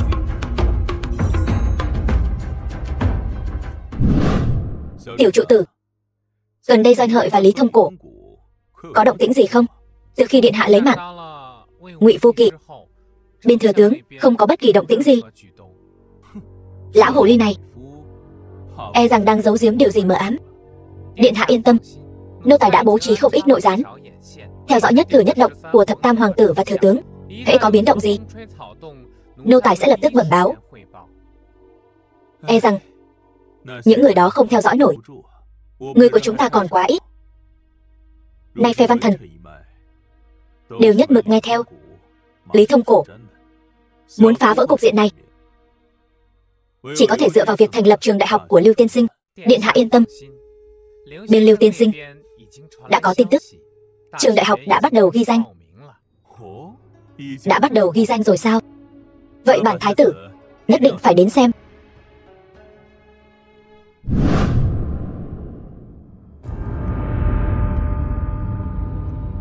Hóa ra là Thôi công tử. Vào trong rẽ phải là nơi ghi danh đại học. Mời ngài vào. Đứng lại, các ngươi làm gì đó, láo xược. Ngươi, chúng ta đến ghi danh đại học. Danh sách ghi danh hôm nay đã đủ. Về đi, mai trở lại. Vậy sao hắn ta lại được vào? Thôi công tử là con nhà thế gia, hơn nữa trong tay còn có thư tiến cử. Ngươi có không? Thư tiến cử gì? Quan tam phẩm triều đình trở lên, hoặc là văn thư tiến cử của thế gia đại tộc. Ai quy định thi tuyển cần thư tiến cử? Đương nhiên là Lưu tiên sinh, Lưu Ngọc Khê. Tiện dân từ đâu tới, dám trực tiếp gọi tên húy của Lưu tiên sinh, gọi Lưu Ngọc Khê ra đây cho bản quan. Dám ở trước mặt Nho môn ta mà hỗn xược. Ngươi đây là muốn ngồi tù 10 năm. Nho môn các ngươi muốn tạo phản sao? Tạo phản? Hiện nay Nho môn ta có thái tử và các thế gia chống lưng. Đừng nói là Thuận Thiên Phủ, cho dù là Đại Lý Tự, chúng ta cũng có thể danh chính ngôn thuận gọi đến thái tử đương triều một lòng vì dân. Sao lại giúp các ngươi khi dễ lê dân bách tính chứ? Đại học do Nho gia chúng ta tổ chức, chính là do thái tử điện hạ hạ chỉ sáng lập. Dám mượn danh tiếng của bản thái tử làm điều ác, các ngươi thật to gan. Thái tử đứng trước mặt ngươi chính là đương kim thái tử điện hạ. Nếu ngươi là thái tử, ta còn là đương kim thánh thượng. Các ngươi trái ý chỉ của thái tử đương triều, vũ nhục đương kim thánh thượng, khi dễ bách tính, ba tội cùng phạt. Cái nhiếp. Dạ. Các ngươi muốn làm gì? Ta chính là đệ tử Nho môn, môn sinh của thái tử, lại dám động ta, lấy mạng hắn. Dừng tay. Thôi tiên sinh, cứu tôi, hôm nay có lão sư ở đây, không ai dám động ngươi. Dưới chân thiên tử mà dám sát hại người, trong mắt ngươi còn vương pháp không? Ngươi là... Lão phù là thất thập nhị hiền, đứng đầu Nho môn. Thôi Thanh Hà, thôi ra. Sợ rồi chứ? Nếu đã sợ thì quỳ xuống dập đầu tạ tội với Thôi tiên sinh đi. Thôi ra còn con, ta sẽ không để vào mắt. Ngươi là tiểu bối nhà nào, dám làm nhục Thôi ra ta? Nhị thúc, bất kể hắn là tiểu bối nhà nào, hôm nay cũng tuyệt đối không thể tha. Nếu không, sau này Thôi ra chúng ta làm sao có thể đặt chân ở kinh thành? Hắn chỉ là một tiện dân, hơn nữa đầu óc có vấn đề. Tử Hạo, đi mời Trương đại nhân của Thuận Thiên Phủ đến đây. Hôm nay lão phù sẽ cho toàn bộ kinh thành mọi người biết cái giá phải trả khi đắc tội với nhà ta. Dạ. Đứng lại. Diễn Thánh Công, sao ngài lại đến đây? Hôm nay nếu ta không đến, còn không biết các ngươi gây ra đại họa gì. Diễn Thánh Công, hắn chỉ là một tiện dân. Cầm miệng. Thái tử điện hạ, thần dạy dỗ thiếu sót, xin thái tử điện hạ trách phạt. Sao lại? Hắn lại là thái tử điện hạ. Vậy ta, cho dù là thái tử thì đã sao? Cũng không thể vô cớ khi dễ nhà ta. Lưu tiên sinh, ta bảo ngươi chuẩn bị đại học, thành lập ra cái dạng gì rồi? Thái tử điện hạ, thần làm có gì không ổn? Bản điện hạ hỏi ngươi, vì sao lại đăng ký vào đại học? Cần văn thư tiến cử của thế gia và đại thần.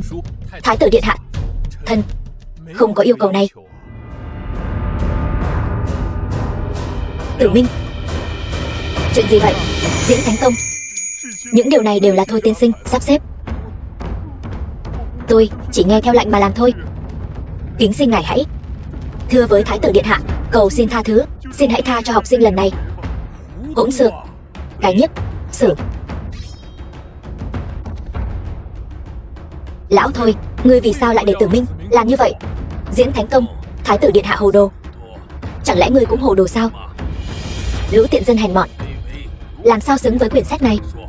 Hơn nữa cho dù quyển sách này có đưa cho chúng, lũ tiện dân đó cũng chẳng hiểu được ý nghĩa trong đó.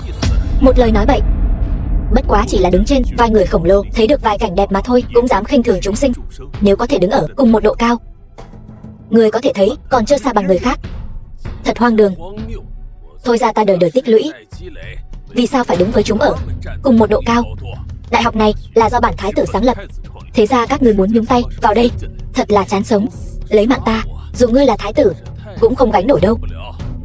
Thái tử điện hạ, việc này liên quan trọng đại, chi bằng để vi thần lập tức điều tra, rồi phán quyết cũng không muộn. Việc này ta nhất định sẽ xem xét. Bất quá tên Thôi Thanh Hà này coi thường vương pháp, lừa trên gạt dưới, làm loạn triều cương Đại Chu, phá rối trật tự Đại Chu. Không lấy mạng hắn, không đủ để hả giận. Cái nhiếp, thế ra kinh thành cùng chung gốc rễ, dựa vào thừa tướng đại nhân dám lấy mạng ta, ngươi thái tử này sẽ không làm lâu được đâu. Nhị thúc, thái tử, ngươi lấy mạng nhị thúc ta, việc này Thôi ra chúng ta tuyệt đối sẽ không bỏ qua. Thôi ra bỏ qua, ta đây cũng sẽ không đồng ý. Từ hôm nay trở đi, Thôi ra các ngươi ở kinh thành bị xóa sổ. Tiểu trụ tử dẫn 500 thị vệ đến Thôi ra tịch biên gia sản. Dạ, đại học là đại học của Đại Chu, nếu các ngươi muốn nhúng tay vào, đừng trách bản thái tử ra tay độc ác.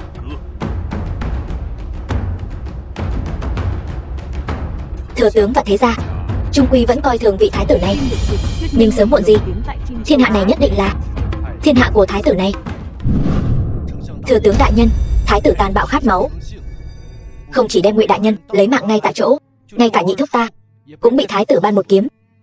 Hành vi như vậy hoàn toàn không coi ngài ra gì. Ngài thân là đương triều thừa tướng, đứng đầu hàng ngũ văn quan, lẽ ra phải có trách nhiệm phó tá thái tử. Ngài không thể cứ để mặc thái tử tiếp tục sát hại người khác như thế. Ngươi thấy việc này như thế nào? Thái tử mới nắm quyền triều chính, chỉ biết lợi dụng quyền lực trong tay để hại người, mà không biết làm việc gì để đem lại phúc lợi cho bá tánh. Cứ như vậy, bá tánh thiên hạ sẽ lầm than khắp nơi. Đại Chu Giang Sơn của chúng ta nhất định sẽ bất ổn. Thừa tướng đại nhân, ngài nhất định phải khiến thái tử dừng lại. Lời ấy rất phải. Vào ngày mai, ta sẽ dẫn quần thần đến ý kiến thái tử, nói rõ cho thái tử hiểu lợi hại của việc này. Vì thiên hạ thái bình, hãy để thái tử từ bỏ quyền giám quốc, chăm chỉ học tập cách quản lý đại sự triều chính. Nhưng nếu thái tử không chịu thì sao? Vậy thì báo cho Huyền Giáp vệ, để họ giúp thái tử bình tĩnh lại. Có lẽ sau khi bình tĩnh lại, thái tử sẽ hiểu được tấm lòng của lão phu. Thần suýt quên mất, hiện nay 3 đội Huyền Giáp vệ bảo vệ kinh thành vẫn nằm trong tay ngài. Chuyện Huyền Giáp vệ này đừng tiết lộ ra ngoài, nếu không khi hoàng thượng hồi cung, lão phu cũng không biết ăn nói làm sao. Nếu đã vậy, vậy thôi ra chúng ta sẽ làm theo sự sắp xếp của thừa tướng đại nhân. Việc này vô cùng hệ trọng, làm phiền ngươi triệu tập các quan viên từ tam phẩm trở lên đến đây để chúng ta cùng bàn bạc. Được, thần đi ngay. Khoan đã, thừa tướng đại nhân còn gì dặn dò? Cầm cái này đưa cho Điền Ngôn ở Bách Hoa Viên. Thần nhất định hoàn thành nhiệm vụ. Thái tử, lần này ngươi nên hiểu tấm lòng của lão phu. Ngươi đừng ép ta phải đi đến bước cuối cùng. Điện hạ, nô tài vừa nhận được mật báo của thám tử, nói Thôi Tử Hạo của Thôi gia đã bí mật gặp thừa tướng. Sau đó toàn bộ văn quan từ tam phẩm trở lên trong triều đều đến phủ thừa tướng. 1 canh giờ sau mới ra về. Có biết bọn họ bàn bạc chuyện gì không? Điện hạ, phủ thừa tướng canh phòng nghiêm ngặt, tạm thời chỉ nghe ngóng được Thừa tướng ngày mai sẽ đến Đông Cung ý kiến điện hạ. Hơn nữa, bên Huyền Giáp vệ cũng có động tĩnh, dường như cũng là do thừa tướng gây ra. Bọn chúng quen thói cao cao tại thượng, giờ trên đầu lại có thêm thanh đao là bổn thái tử này, e rằng đã bắt đầu ngồi không yên rồi. Nếu bọn chúng muốn tiếp tục những ngày tháng trước kia thì chắc chắn phải trừ khử bổn thái tử. Điện hạ, ngài là thái tử do hoàng thượng sắc phong, làm sao bọn chúng dám làm vậy? Bổn điện hạ tuy là thái tử, nhưng Huyền Giáp vệ bảo vệ kinh thành này lại nằm trong tay Lý Thông Cổ. Ngươi nói nếu bọn chúng bị dồn vào đường cung, liệu có phát động binh biến không? Điện hạ, nô tài nguyện vì điện hạ dốc hết tâm can. Ta chưa từng hoài nghi lòng trung thành của ngươi, bởi vì ngươi đã mang dấu ấn của bản điện hạ. Nếu ta mất mạng, ngươi cũng sống không được bao lâu. Hỏa khí chế tạo thế nào rồi? Từ đại nhân đã gấp rút chế tạo được 100 khẩu, thuốc súng cũng chuẩn bị không ít. Tốt, lập tức đem hỏa khí phân phát cho người được huấn luyện bí mật của chúng ta. Một khi Lý Thông Cổ bên kia có động tĩnh gì, bất chấp tất cả, bắn bỏ hắn. Dạ. Đừng căng thẳng quá, sự việc vẫn chưa tồi tệ đến mức đó. Đi thôi, khởi giá đến Hoa Thanh Cung. Nhi thần doanh dạ, có việc quan trọng cầu kiến Lệ Phi nương nương. Đêm đã khuya, bản cung mệt rồi. Thái tử có việc gì thì ngày mai hãy nói. Nếu là chuyện của Lý Thông Cổ thì sao? Lệ Phi cũng không muốn nghe sao? Vào nói đi, chuyện này vô cùng hệ trọng. Lệ Phi nương nương, Nhi thần muốn nói chuyện riêng. Nguyệt Nhi, ngươi ra ngoài trước đi. Dạ.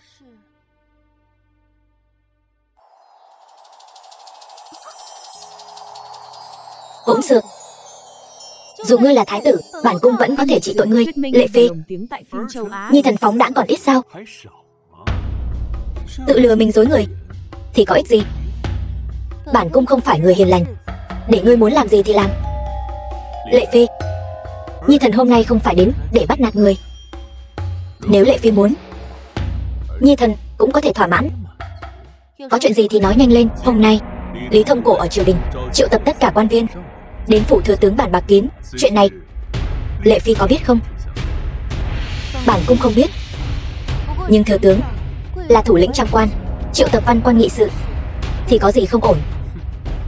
Bọn họ bàn bạc chuyện này cũng không có gì không ổn, nhưng bọn chúng lại đang bàn bạc cách gây phiền phức cho bản thái tử. Người nói xem, bản điện hạ có nên triệu tập tất cả thị vệ đại nội băm bọn chúng thành thịt vụn không? Không được. Bọn họ là trọng thần triều đình, nắm giữ nhiều quyền lực trong tay. Ngươi nếu huyết tẩy triều đình, thiên hạ nhất định đại loạn, thiên hạ sĩ tử thất vọng, ngay cả chính quyền đại chu cũng sẽ rối ren, lê dân bách tính ly tán. Ngươi cũng sẽ lưu danh sử sách với danh hiệu thái tử bạo ngược. Lệ Phi, người nói rất có lý, nhưng đây không phải là điều ta có thể quyết định. Chỉ cần ngươi dẹp bỏ ý định sát phạt, tất cả những điều này sẽ không xảy ra. Người ta là dao thớt, ta là cá thịt. Đây là bọn chúng ép ta, bản cung muốn cùng bọn chúng ngọc nát đá tan. Chuyện này vẫn còn đường xoay chuyển, chỉ cần ngươi bằng lòng. Lệ Phi, ngày mai số phận của Nhi thần chưa biết ra sao, chi bằng tối nay hãy để Nhi thần hưởng thụ một chút cực lạc nhân gian. To gan. Lệ Phi, Nhi thần sống chẳng còn bao lâu. Lệ Phi thích. Nhi thần còn có thể to gan hơn một chút. Lệ Phi lại có cách nhìn mới gì? Chi bằng thái tử trước tiên từ bỏ quyền giám quốc, theo thừa tướng học tập trị quốc. Có được sự ủng hộ của thừa tướng, đợi đến thời cơ chín muồi, thái tử sẽ có thể một lần nữa nắm giữ quyền giám quốc. Lệ Phi, người thật sự rất biết tính toán. Người chỗ nào cũng vì thừa tướng mà cân nhắc. Chẳng lẽ người và thừa tướng còn có quan hệ khác? Thái tử này sao lại trở nên thông minh như vậy? Nếu lại để mặc hắn đoán tiếp, quan hệ giữa bản cung và phụ thân sẽ bị hắn biết được. Lời này của thái tử là ai dạy ngươi? Đây chính là muốn mất đầu đấy. Chẳng lẽ quả thực có chuyện đó? Đương nhiên là không. Bản cung dạy ngươi như vậy cũng là vì muốn tốt cho ngươi, vì muốn tốt cho ta. Lệ Phi bất quá là mượn danh nghĩa tốt cho ta, ép ta vào đường cung. Nếu hôm nay từ bỏ quyền giám quốc, vậy ngày mai thừa tướng sẽ phế bỏ ngôi vị thái tử của ta. Vậy ngươi muốn thế nào? Nếu ta nói suy nghĩ thật sự của ta, vào ngày mai thừa tướng nhất định sẽ biết.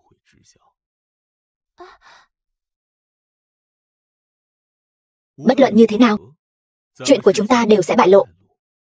Chi bằng hôm nay, ở chỗ Lệ Phi, tìm chút lợi lộc. Đừng có quá phận. Cái gì gọi là quá phận?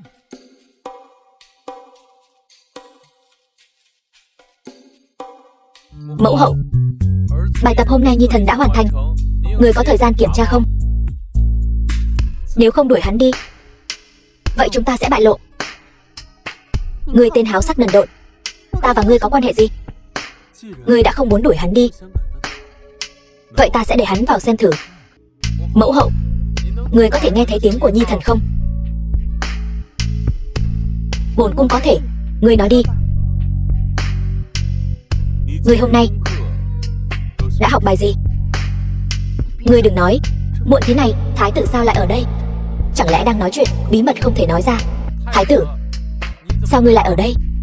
Ta và Lệ Phi có việc quan trọng cần nói. Ngươi đã muốn thể hiện bài học hôm nay, vậy ngươi hãy nói ở ngoài cửa. Ta là huynh trưởng của ngươi, ta cũng có nghĩa vụ giúp ngươi chỉ dạy. Hôm nay ta học thuộc lòng bài quá tần luận. Tần Hiếu công chiếm cứ hiểm yếu hảo hàm, nắm giữ đất Ung Châu. Làm gì vậy?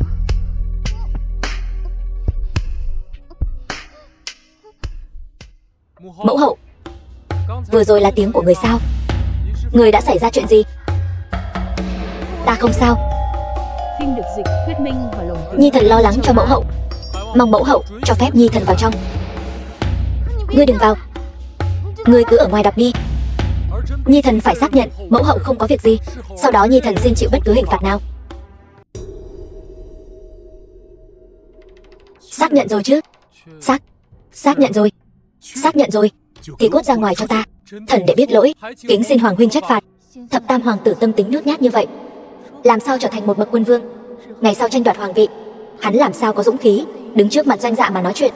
Vì lý gia chúng ta, bổn cung vẫn phải mưu tính lại một phen. Bài học hôm nay của thập tam hoàng tử vẫn chưa xem xong. Đêm đã khuya rồi, thái tử điện hạ ở lại Hoa Thanh cung nữa là không hợp lễ nghi. Chi bằng về trước đi, chuyện của chúng ta để hôm khác nói tiếp. Vậy Nhi thần xin cáo lui trước. Trước khi ta rời đi, đầu không được ngẩng lên. Thằng bất tài này, niềm vui hôm nay, ngày mai lại tiếp tục.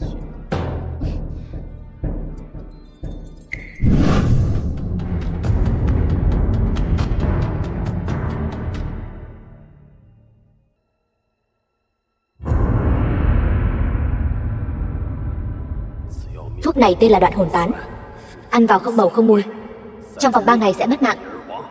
Điều tra cũng không ra. Người quan sát hành động của doanh dạ, một khi có gì không ổn bỏ vào thức ăn, vì đại nghiệp của chúng ta mà mở ra một con đường. Độc sát thái tử, không hổ là thừa tướng. Như vậy sẽ không còn ai ngăn cản dã tâm của hắn nữa. Không được, chuyện này vô cùng quan trọng. Ta phải tìm công tử bàn bạc cho kỹ. Ngôn nhi có chuyện gì quan trọng, nói với bổn điện hạ. Công tử ngài đến rồi, nói xem. Thừa tướng phái người đưa cho ngôn nhi một bức thư. Lý Thông cổ lão già đó vẫn chưa biết ngôn nhi là người của bổn điện hạ. Thư viết gì? Thư nói muốn độc sát thái tử điện hạ, lại dám muốn độc sát bổn điện hạ, thật là mưu tính hay lắm. Ngôn nhi, công tử, bổn điện hạ chưa bao giờ trách lầm ngươi. Ngôn nhi đa tạ công tử tín nhiệm. Thuốc bột, ngôn nhi để trên bàn rồi, nếu công tử cần bất cứ lúc nào cũng có thể lấy. Không sao, bổn điện hạ còn có việc quan trọng hơn phải làm. Việc gì? Nếu ngôn nhi đối với bổn điện hạ trung thành như vậy, vậy bổn điện hạ nhất định phải thưởng cho ngôn nhi thật tốt. Công tử, ta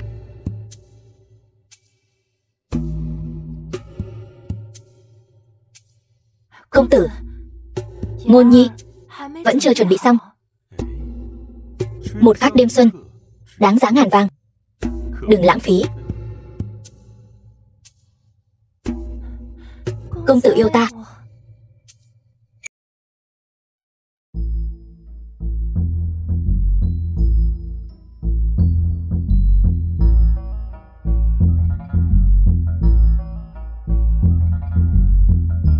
Ngôn Nhi, tối qua mệt như vậy, sao không ngủ thêm chút nữa? Thái tử điện hạ lát nữa về Đông Cung, chắc chắn không kịp ăn sáng.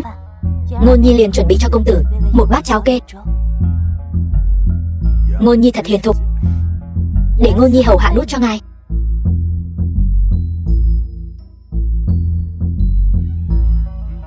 Cháo Ngôn Nhi nấu thật ngon.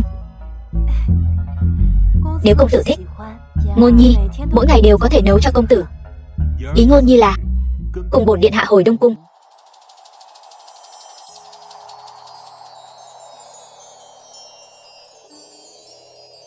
Công tử, được không?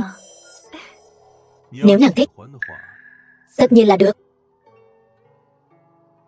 Công tử, Ngôn Nhi rất vui mừng. Phim được dịch, thuyết minh và lồng tiếng tại phim châu Ngôn Á. Nhi, bổn điện hạ tạm thời chưa thể cho nàng danh phận.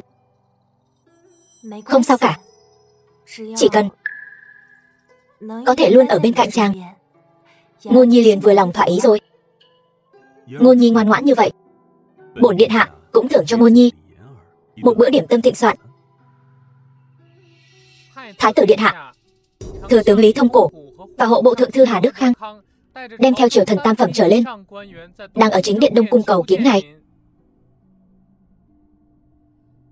Trừ Lý Thông Cổ và Hà Đức Khang, ở bên ngoài, những người còn lại đều cút khỏi Đông Cung.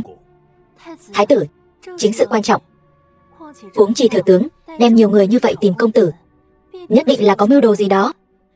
Công tử nên sớm chuẩn bị. Không sao, bọn họ chẳng qua muốn uy hiếp ta, từ bỏ quyền giám quốc. Công tử, vậy để Ngôn Nhi hầu hạ trang.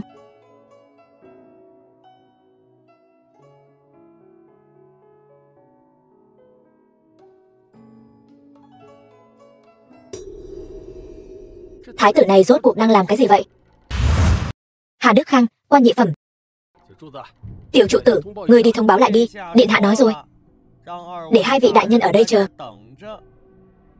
Nếu Hà đại nhân không muốn ở đây chờ, có thể từ đâu tới thì về đó. Bọn ta không có thời gian. Thông báo cho ngươi 2 lần. Ngươi chỉ là một tên thái giám bên cạnh thái tử, vậy mà lại dám đối với lão phu vô lễ như thế. Lão phu nhất định sẽ tâu với bệ hạ. Hà đại nhân, nô tài chính xác là một tên thái giám bên cạnh thái tử điện hạ, nhưng ta cũng biết trung quân ái quốc. Hà đại nhân, có biết 4 chữ này viết như thế nào không? Ngươi, thôi được rồi, không cần phải chấp nhận với tên thái giám. Ở đây ổn định tâm tính, chờ thái tử trở về. Thái tử điện hạ giá lâm. Cung nghênh thái tử điện hạ.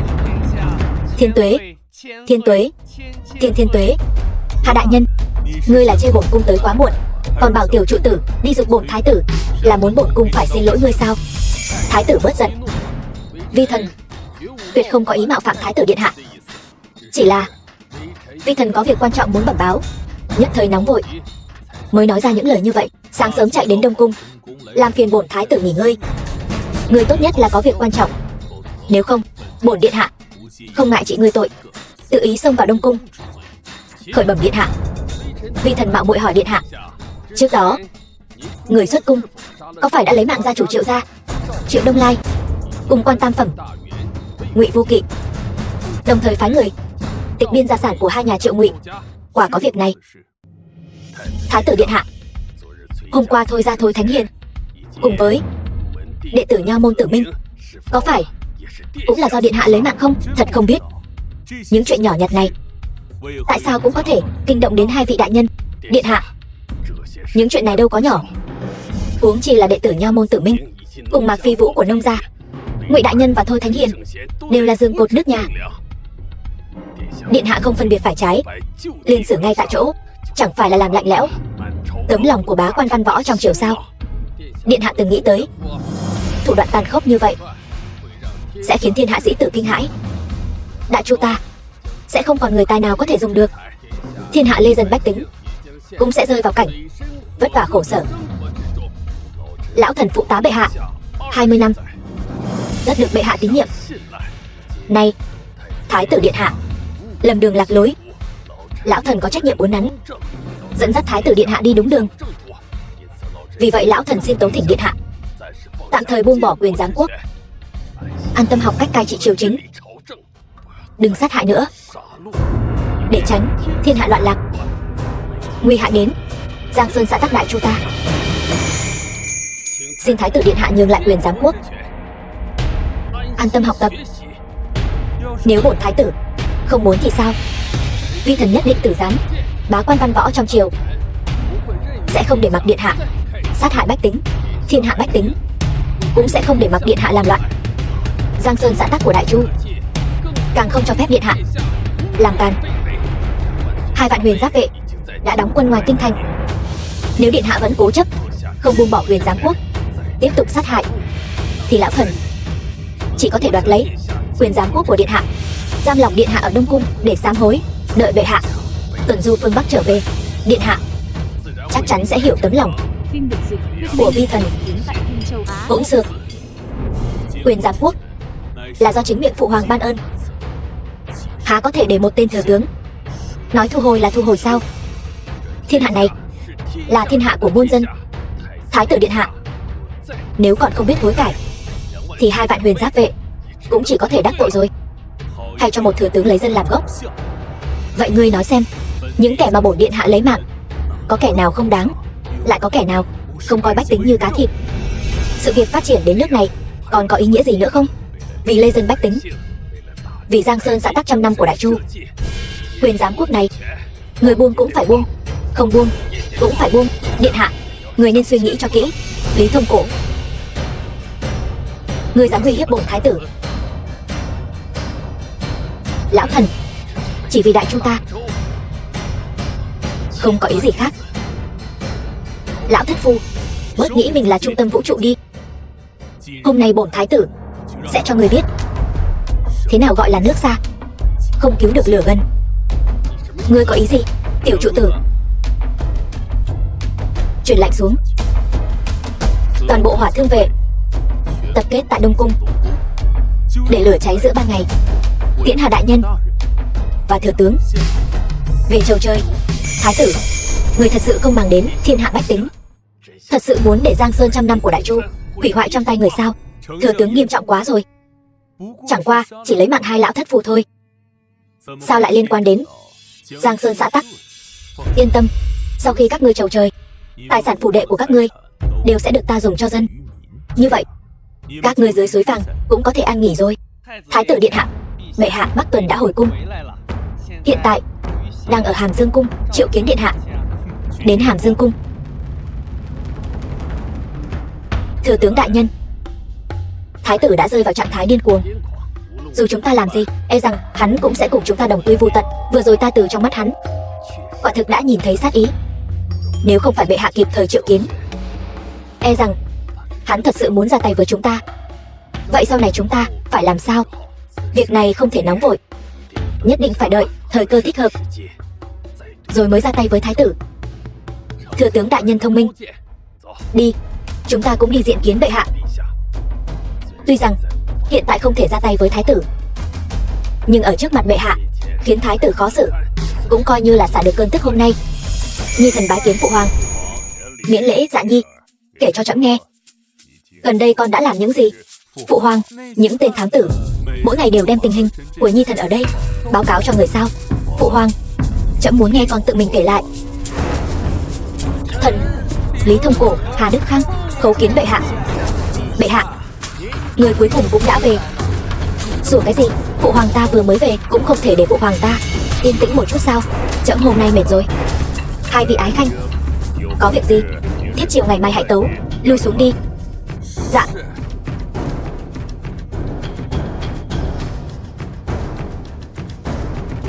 Dạ nhi, kể cho trẫm nghe những việc con đã làm gần đây. Phụ hoàng, lúc người không có ở đây, nhi thần đã tịch thu gia sản của bọn phú thương, thu được không ít ngân lượng. Nhi thần đem số tiền này toàn bộ dùng vào việc cứu tế thiên tai. Người cũng lấy mạng không ít nhỉ. Đều là một lũ sâu mọt, suốt ngày ăn thịt dân lành, không đáng nhắc tới. Không tệ, có phong thái của trẫm ngày trước. Sau khi việc hung nô được giải quyết, ngôi vị giám quốc đại chu vẫn phải do con đảm nhiệm. Phụ hoàng, Nhi thần còn có một việc muốn cầu xin. Việc gì? Nhi thần sau khi có được quyền giám quốc thì bọn đại thần lại không nghe lệnh của Nhi thần. Bọn họ đối với mệnh lệnh của Nhi thần chỉ làm cho có lệ. Thậm chí Nhi thần đích thân ra mặt thì bọn đại thần cũng coi như không có gì. Nhi thần còn muốn phụ hoàng ban cho Nhi thần binh quyền. Dạ Nhi, con càng ngày càng to gan rồi đấy. Con có biết binh quyền nghĩa là gì không? Nhi thần biết binh quyền có nghĩa là gì. Nhưng nếu phụ hoàng không ban binh quyền này cho ta, vậy thì hãy tìm hiền tài khác. Vị trí giám quốc này khiến người chịu thiệt. Thôi được rồi, hãy đi tìm Lạc thúc thúc của con. Quân sĩ trong quân con có thể chọn lựa 2.000. Đa tạ phụ hoàng. Nhân tiện hãy đi gặp nhà đầu Lạc Ngưng. Chuyện hôn sự của hai người cũng nên định đoạt rồi. Còn nữa, sau này ít đến gặp Lệ Phi. Nàng ta là quân cờ bí mật của Lý Thông Cổ. Đừng để sắc đẹp làm mơ mắt. Phụ hoàng, người không trách Nhi thần sao? Trong lòng trẫm chỉ có mẫu thân của con mà thôi. Hơn nữa, Lệ Phi chỉ là một quân cờ. Nếu không phải vì thân phận phía sau nàng ta, con muốn làm gì cũng được. Nếu phụ hoàng đã biết tất cả, vậy tại sao con nghĩ đại chu của chúng ta như thế nào? Loạn trong giặc ngoài, nổi trôi bấp bênh. Trẫm cũng từng nghĩ đến việc chỉnh đốn triều cương, nhưng lấy mạng bọn họ rồi thì sao? Không có nhân tài mới bổ sung, lại thêm hung nô gây họa bên ngoài, Giang Sơn đại chu chỉ càng sụp đổ nhanh hơn. Nhưng bây giờ con cứ việc làm đi. Có việc gì trẫm sẽ gánh vác giúp con. Nhi thần đa tạ phụ hoàng. Đi đi, trẫm cần nghỉ ngơi một chút. Nhi thần cáo lui. Thần Lạc Điển Vũ bái kiến thái tử điện hạ. Lạc thúc thúc, không cần đa lễ. Không biết thái tử điện hạ hôm nay đến đây có việc gì? Tuân theo chỉ dụ của phụ hoàng, ta đến tìm Lạc thúc thúc để tìm 2.000 quân sĩ vào Đông Cung cận vệ. Hiện nay cách kinh thành gần nhất là quân đội Quyền Giáp vệ. Nhưng Quyền Giáp vệ có trách nhiệm bảo vệ kinh thành, không dễ dàng điều động. Thêm nữa, có lão thất phu Lý Thông Cổ can thiệp. Điện hạ, e rằng rất khó điều động 2.000 quân sĩ. Lạc thúc thúc, ngoài Huyền Giáp vệ còn có quân đội nào khác không? Ngoài Huyền Giáp vệ còn có Long Thần quân có thể lựa chọn, nhưng từ Bàn Long đại doanh điều động đến đây cần nửa tháng. Không sao, vậy thì chọn Long Thần quân. Thần lập tức đi sắp xếp. Lạc thúc thúc đừng vội. Ngưng nhi có ở phủ không? Thần vừa cho nha hoàn trong phủ đi gọi nha đầu đó rồi. Con đã nói bao nhiêu lần rồi, con sẽ không đi gặp thái tử. Tiểu nữ nghịch ngợm, mong thái tử điện hạ thứ lỗi. Lạc thúc thúc, nếu Ngưng nhi không thích ta, hôn ước này ta sẽ cầu xin phụ hoàng hủy bỏ. Mạnh cha mẹ, lời mai mối, đại sự hôn nhân, sao có thể để con bé tùy hứng như vậy? Thần sẽ đi dạy dỗ nó. Tiểu thư, đại tướng quân đã nói rồi, nếu tiểu thư không đồng ý sẽ bị cấm túc. Cha thương ta như vậy, làm sao có thể nói ra những lời này? Lời này quả thật là ta nói. Ngươi lùi xuống đi. Cha, sao cha lại nhẫn tâm như vậy? Thái tử là người thế nào, cha không biết sao? Nếu nữ nhi gả cho hắn, thả mất mạng còn hơn. Nha đầu, đừng tùy hứng nữa. Cha cũng là vì muốn tốt cho con. Ép ta gả cho người ta không thích là muốn tốt cho ta sao? Cha quên rồi sao lúc trước cha đã hứa với mẫu thân như thế nào? Nha đầu, ngoại trừ chuyện này, con còn muốn làm gì nữa? Cha đều đồng ý. Ta không muốn gì cả. Ta chỉ muốn hủy hôn ước với thái tử. Hồ đồ. Cha, vì một người ngoài, cha muốn đánh ta sao? Được, cha đánh đi. Hôm nay dù cha có đánh Ngưng nhi mất mạng, Ngưng nhi cũng sẽ không gả cho thái tử. Lạc thúc thúc, không được. Thái tử điện hạ. Công tử, sao huynh lại đến đây? Hai người quen nhau sao? Nha đầu, vừa rồi con gọi thái tử điện hạ là gì? Cha, Công tử chính là Thái tử điện hạ. Bẩm Thái tử điện hạ, Thái tử giấu ta kỹ thật đấy.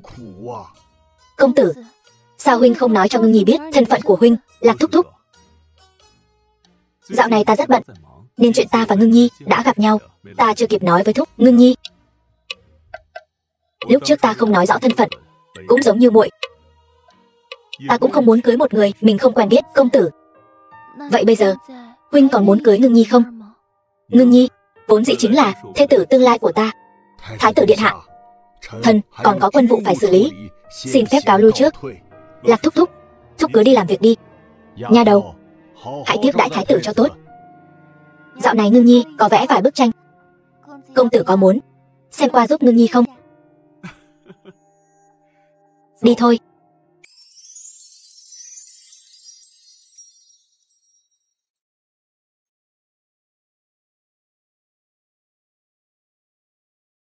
Ngưng Nhi, xinh đẹp như vậy, vẽ cũng đẹp như vậy. Vậy các nữ tử khác ở kinh thành biết sống sao đây? Công tử, đừng trêu chọc ta nữa.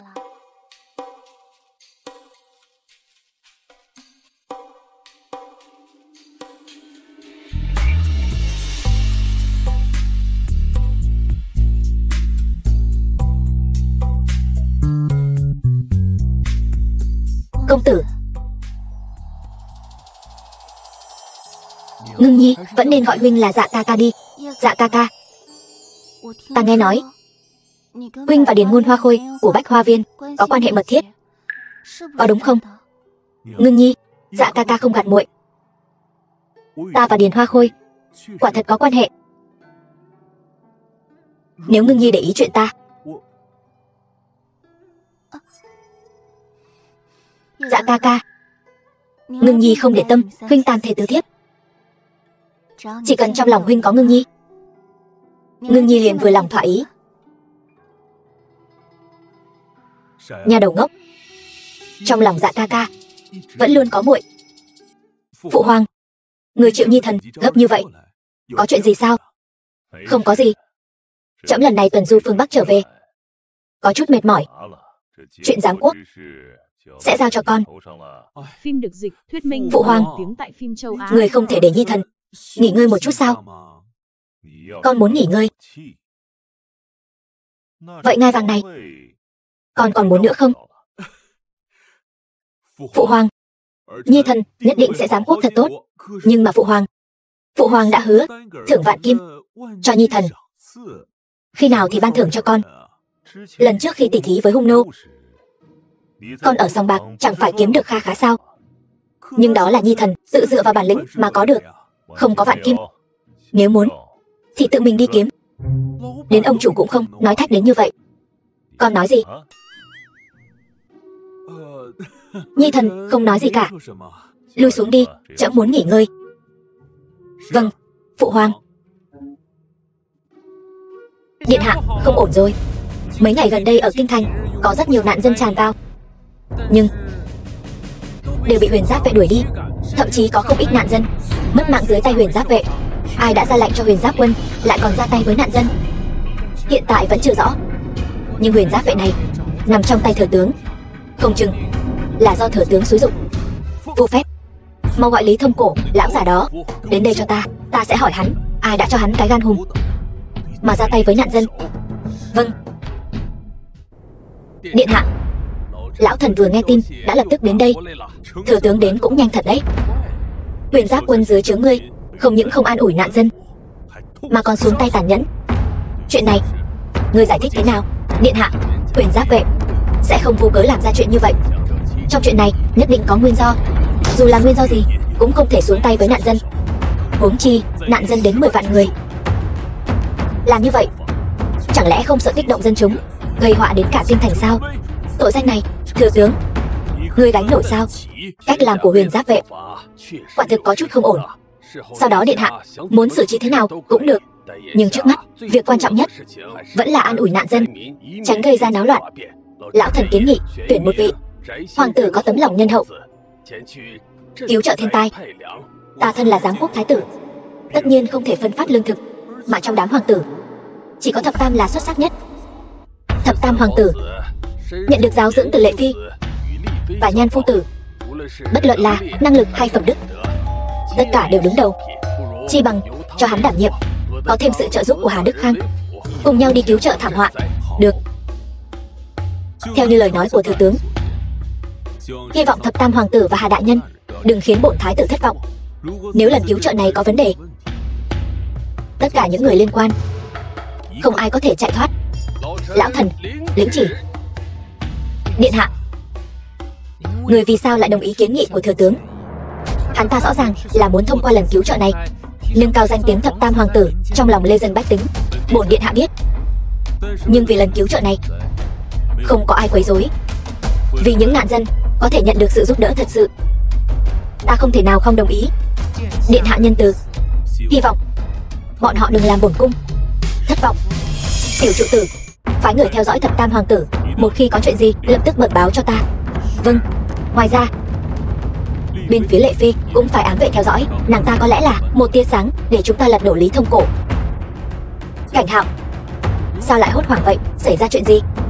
Điện hạ, không ổn rồi. Trước đó, tịch thu một phần tài sản của Chi Thứ Thôi ra trên đường vận chuyển về kinh thành, bị cướp rồi. Tổn thất bao nhiêu? Tròn chỉnh 300 lượng. Kẻ nào mà to gan như vậy, dám cướp ngân lượng của hoàng gia? Thần không biết. 300 lượng bị cướp, người chính là chỉ huy sứ của lần tịch thu này, vậy mà ngay cả bị ai cướp người cũng không biết. Đáng tội gì? Thần biết tội. Khi thần đuổi kịp tới nơi, chỉ thấy xếp đầy dưới đất thi thể của các quan sai vận chuyển. Thấy ở nơi nào? 2 cánh đại doanh huyền giáp vệ, 200 dặm. Tiểu trụ tử, phái người đến hiện trường xem xét, sẵn tiện dò la cánh trái đại doanh huyền giáp vệ, xem coi có động tĩnh gì không. Vâng. Lẽ nào điện hạ cho rằng là do huyền giáp vệ làm cướp 300 lượng bạc ở khoảng cách gần như vậy? Ngoài huyền giáp vệ đông người ra, còn có thể là ai làm mà thần không biết quỷ không hay nữa? Thừa tướng sao lại làm loại chuyện như vậy? Lý Thông Cổ hắn chuyện gì mà không làm ra được? Nếu chuyện này là thật, e rằng thừa tướng cũng sẽ thoái thác cho sạch sẽ. Được rồi, người lùi xuống đi. Vi thần cáo lui. Nếu thật sự là lão tặc phu Lý Thông Cổ làm, thì huyền giáp doanh và cánh quân trái huyền giáp vệ, bổn thái tử sẽ xử hết. Tướng quân, tên khốn kiếp thái sử sách lại hạ lệnh đi quản thúc nạn dân, chúng ta có nên đi không? Gọi vài huynh đệ đi thôi. Trước đó chúng ta đã từ chối xua đuổi nạn dân và nhiệm vụ cướp ngân khố, nếu lần này lại từ chối, thái sử sách nhất định sẽ thừa cơ gây khó dễ. Vâng, nhưng nhất định phải nhớ, tuyệt đối không được ra tay với nạn dân. Nếu có thể thì giúp đỡ nạn dân nhiều hơn. Tướng quân luôn hết mực vì dân, lại luôn bị thái sử sách tên khốn kiếp đó chèn ép, chúng ta chi bằng đầu quân cho thái tử, không chịu cái bất ức này nữa. Thái tử điện hạ thế lực mỏng manh, nếu chúng ta đầu quân sang, chỉ càng thêm phiền toái cho thái tử điện hạ. Những ngày tháng này đến bao giờ mới chấm dứt đây? Chuyện gì vậy? Đi xem thử.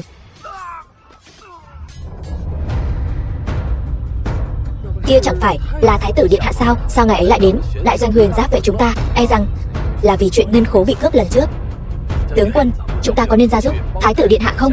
Không được, lực lượng chúng ta không đủ, chỉ có thể đợi đến thời khắc mấu chốt mới có thể cứu thái tử điện hạ ra khỏi đại doanh. Các người thật to gan, thấy thái tử điện hạ dám không quỳ.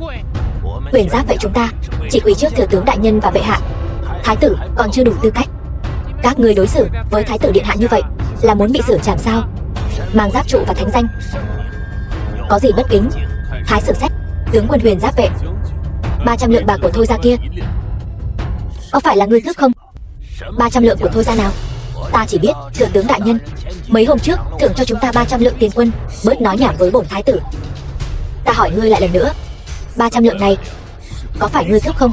Thái tử, ngươi muốn lấy mạng ta sao? Đừng quên, nơi này là đại doanh huyền giáp vệ. Huyền giáp vệ thì sao?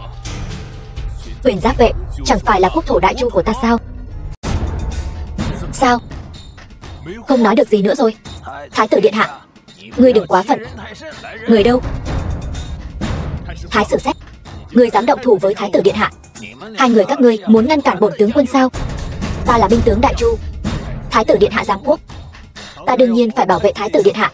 Vậy thì ngươi hãy cùng bọn chúng súng bổ cả đi, động thủ. Thái tử điện hạ, người đi trước đi, ta và thúc bảo giữ chân. Nhạc tướng quân, ta đến đây. đã chuẩn bị sẵn sàng rồi.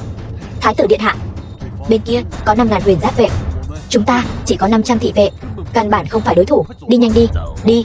Hôm nay các người ai cũng đừng hòng đi. Chuyện gì vậy? Không biết. Hình như là tiếng từ phía doanh trại vọng lại. Thái sử sách, nếu ngươi bây giờ đầu hàng, ta còn có thể để ngươi toàn thây. Thái tử điện hạ, chỉ với đám ô hợp ngươi mang đến, còn muốn lão tử đầu hàng sao?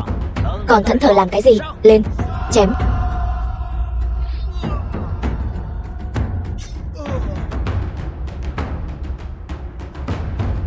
Ngươi là kiếm thánh cái nhất. Thái sử sách, ngươi dám cướp ngân khố, tội không thể tha, phải nộp mạng.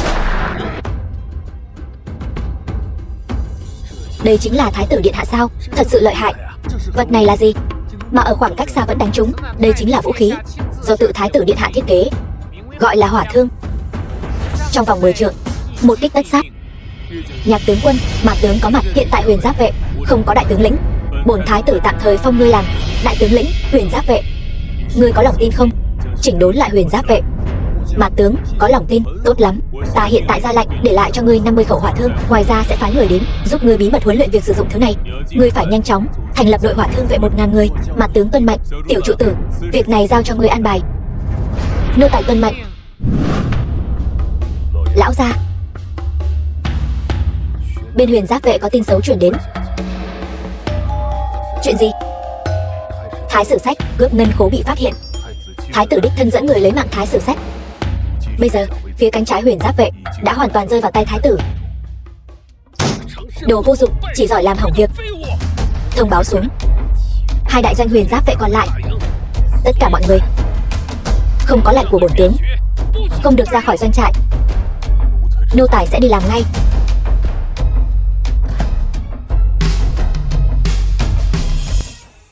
Gần đây nạn dân ngày càng nhiều, tấu chương cũng ngày càng nhiều. Không biết tình hình cứu tế bên thập tam hoàng tử ra sao rồi?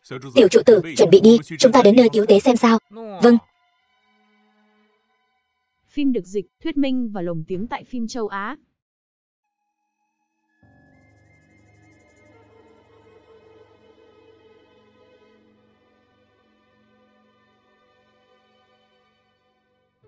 Đại nhân, ngài nhân từ, cho nhiều hơn đi. Tôi và con đã mấy ngày không có gì ăn rồi. Ngài múc thêm nửa muỗng cũng được. Cút đi. Đám tiện dân các ngươi, thập tam hoàng tử bằng lòng cứu tế các ngươi, xem như là ban ơn cho các ngươi rồi. Không ngờ các ngươi lại được voi đòi tiên. Còn trễ sao? Ta chỉ muốn xin cho con một miếng ăn. Sao ngài lại như vậy? Đồ tiện dân, cút đi, đừng có nằm ở cửa thành.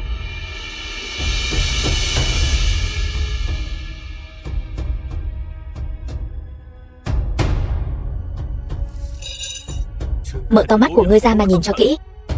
Đây là đồ cho người ăn sao? Ta đại diện cho thập tam hoàng tử. Ta muốn cứu tế thế nào thì cứu tế thế ấy. Cần gì một tên tiện dân như ngươi dạy ta làm việc? Ta thấy ngươi là không muốn sống nữa rồi. Dưới mí mắt của thiên tử, giữa hoàng thành, lũ sâu mọt các ngươi dám tham ô lương thực cứu tế. Lũ tham quan ô lại các ngươi, không biết vương pháp là gì sao? Tên ngông cuồng phương nào dám ở kinh thành đánh quan lại, cản trở việc cứu tế?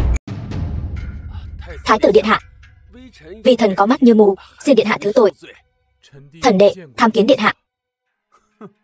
Lý Thông Cổ, tên lão tặc này, tốn bao tâm cơ để ngươi gây dựng thanh danh, không ngờ ngươi lại là kẻ bất tài vô dụng. Cứu tế mà lại cứu tế kiểu này sao? Thần đệ không biết hoàng huynh nổi trận lôi đình là vì chuyện gì, hay cho một trận lôi đình vô cớ?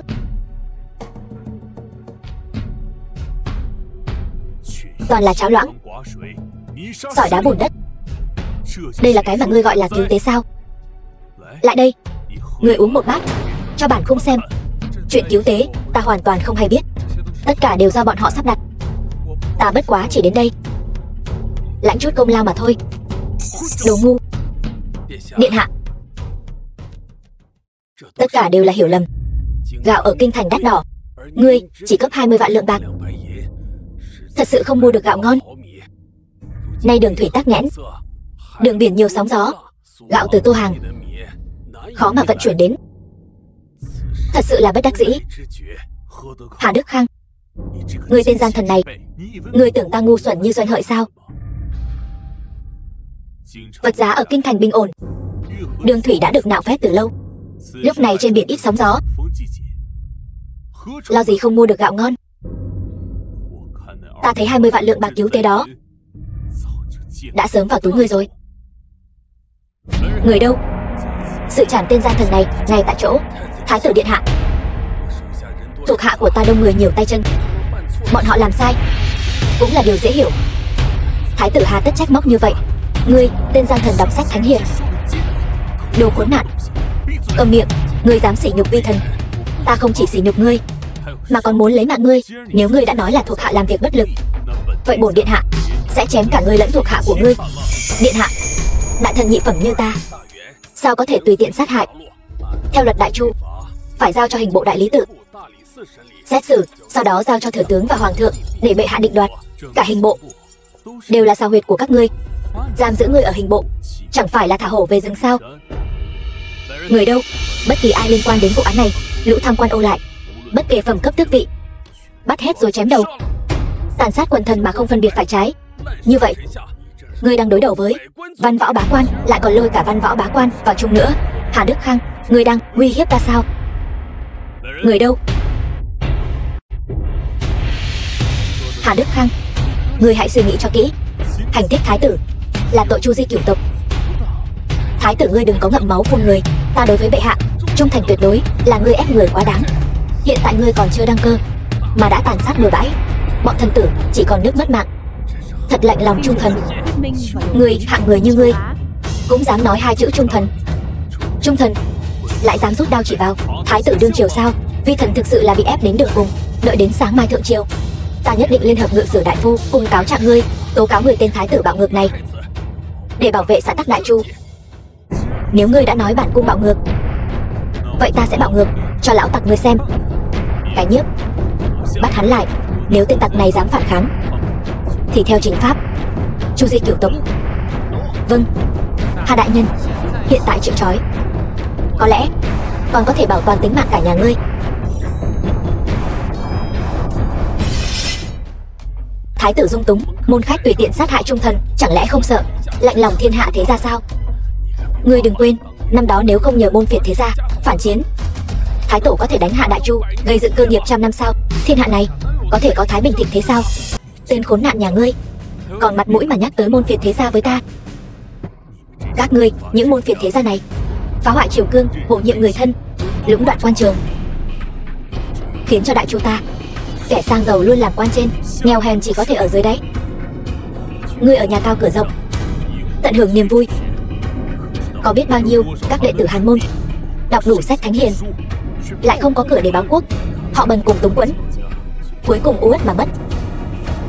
Ngươi phải biết, có bao nhiêu bình dân bách tính, họ quanh năm suốt tháng làm lụng vất vả, lại vì chính sách ác pháp của các ngươi mà ăn không no, mặc không ấm, cuối cùng qua đời ở chốn thôn quê.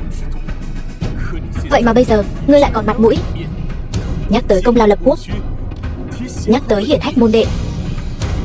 Lũ người đọc sách các ngươi lãnh đạo với sinh tử của bách tính, coi mạng người như cỏ rác. Bây giờ ngay cả ngân lượng cứu trợ thiên tai cũng dám cướp. Ngươi quên lời Mạnh Tử nói dân vì quý quân vi kinh sao?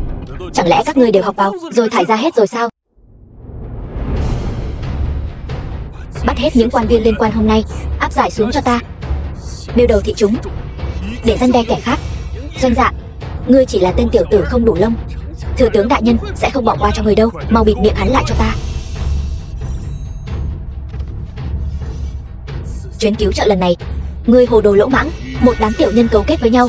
Ngươi, tội chém có thể miễn, nhưng tội sống khó tha. Tiểu trụ tử, lôi hắn xuống cho ta, đánh 20 trượng để hắn nhớ lâu hơn. Thập tam hoàng tử, mời.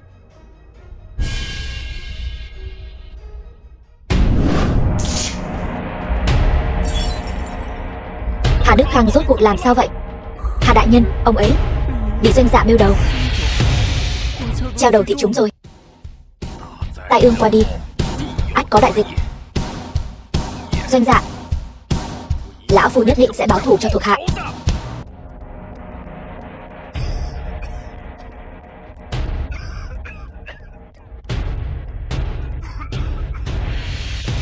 Điện hạ, nguy rồi.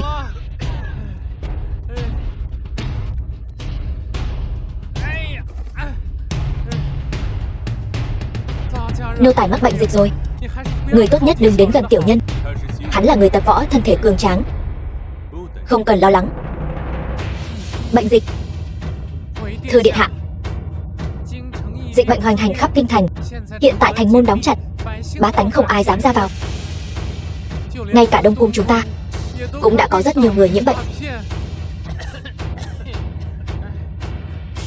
Thấy người khô miệng khát nước, lại đây. Uống trà xong rồi, từ từ kể lại cho ta nghe.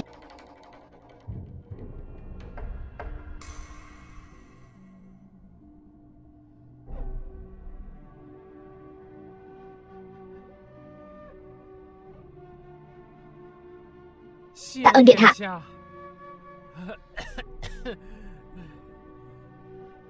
Thừa tướng đang lấy cớ dịch bệnh liên kết với văn võ bá quan, gây khó dễ cho điện hạ, muốn tước bỏ quyền giám quốc của điện hạ, phế truất ngôi vị thái tử của người.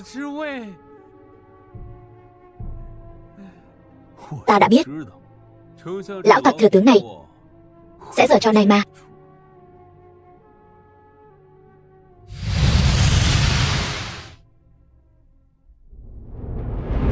Chư vị đại nhân trật tự. Từ khi thái tử tiếp quản công việc cứu trợ thiên tai,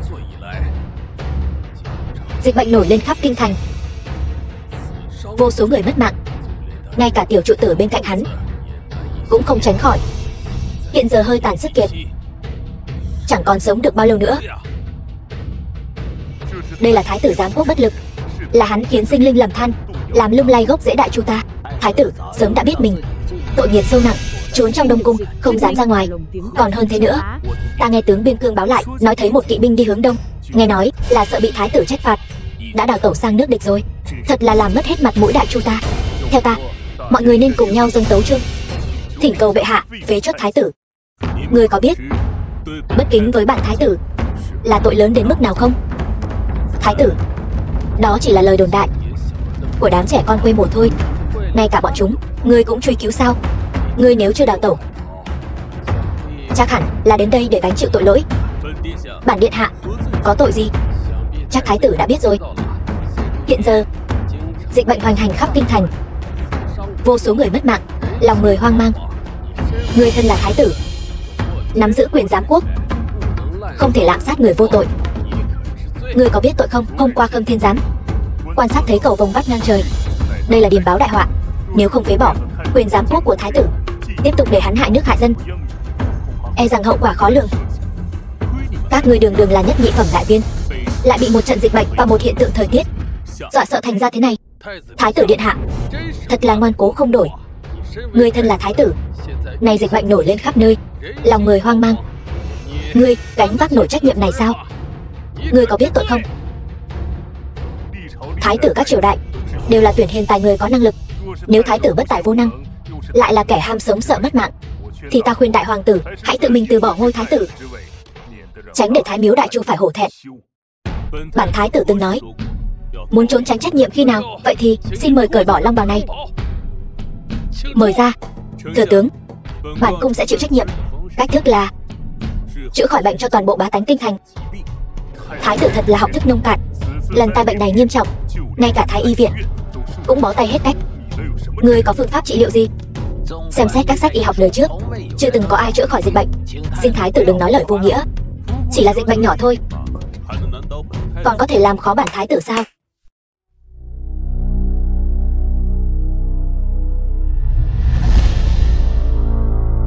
Hắn không phải là sắp chút hơi tàn rồi sao? Sao giờ lại sống động như vậy? Sức khỏe ta bây giờ rất khỏe. Chuyện này là sao? Thừa tướng, hãy để ta giải đáp nghi hoặc trong lòng ngươi. Thái tử điện hạ đã sớm liệu được sau đại nạn sẽ có đại dịch, đã chuẩn bị sẵn thang thuốc gọi là Đạt Nguyên, nhằm vào dịch bệnh này, rất hiệu nghiệm.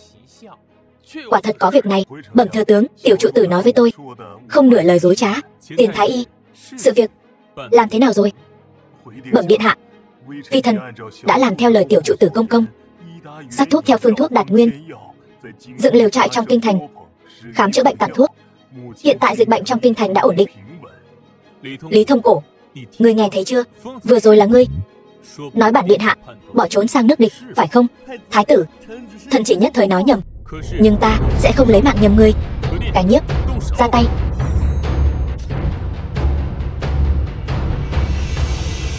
Bất kể sau này ngươi là Tam Công hay Cửu Khanh, chỉ cần phạm lỗi không thể còn mạng.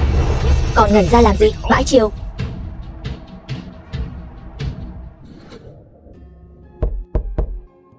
Ngọc Thục, muội không sao chứ? Huynh, đừng vào đây, sẽ lây bệnh. Đứng lại. Bản cung bảo ngươi đứng lại.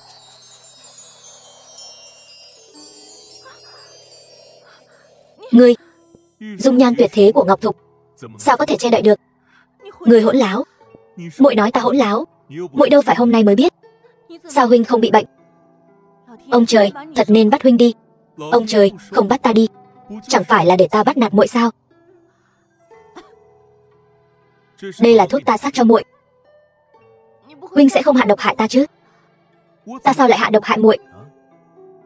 Là xuân dược. Uống nó cho ta, ta sẽ...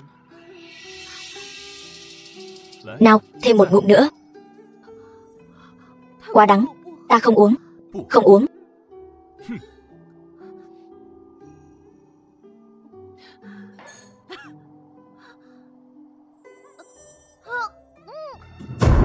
Thừa tướng dẫn huyền giáp vệ sắp sửa vây hãng Đông Cung rồi.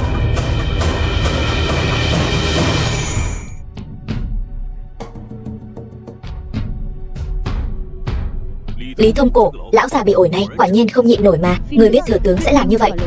Thừa tướng hận ta thấu xương, luôn muốn cho thập tam đệ thay thế ta.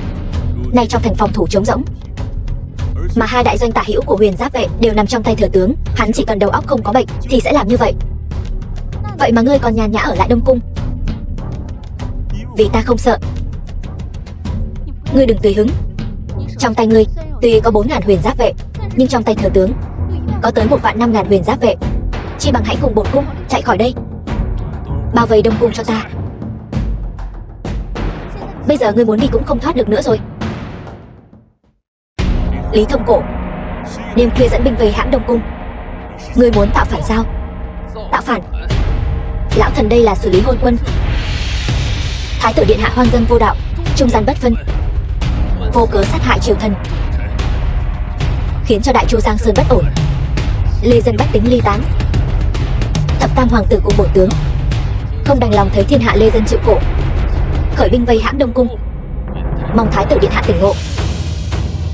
Nhưng thái tử chấp mê bất ngộ, muốn mất mạng dưới lưỡi đao sao? Lý Thông Cổ, ngươi nghĩ thiên hạ bách tính sẽ tin lời của ngươi sao? Lịch sử là do kẻ thắng viết nên. Kể từ hôm nay, thái tử Doanh Dạ sẽ bị đóng đinh mãi mãi trên vết nhơ của lịch sử Đại Chu. Thừa tướng, này Doanh Dạ mới là người thích hợp nhất để làm hoàng đế. Ngươi không được động đến hắn. Nếu ta không lợi dụng được hắn thì hắn không xứng làm hoàng đế. Tránh ra, bổn cung tuyệt đối sẽ không. Hơn nữa đêm nay ngươi nhất định sẽ không thành công. Ngươi vậy mà dám chắn trước mặt Doanh Dạ, vậy hãy cùng hắn xuống suối vàng đi. Nếu bổn cung cùng thái tử trầu trời thì ngươi sẽ ăn nói với bệ hạ thế nào? Thái tử điện hạ bị điên. Lệ phi đã mất mạng dưới kiếm của thái tử. Được. Thừa tướng, mặt dày của ngươi vẫn không đổi. Ngươi đừng có ngậm máu phun người. Hôm nay ngươi đừng hòng thoát thân. Lệ phi chẳng phải đã nói rồi sao? Tối nay các ngươi sẽ không thành công. Hoàng huynh, đầu óc huynh bị đụng hư rồi sao? Hôm nay bản điện hạ cùng thừa tướng và 1.500.000 huyền giáp vệ vây hãm hoàng cung, huynh nghĩ mình còn trốn thoát được sao? Doanh Hợi, ngươi lấy đâu ra cái gan đó, dám nói chuyện với bản thái tử như vậy?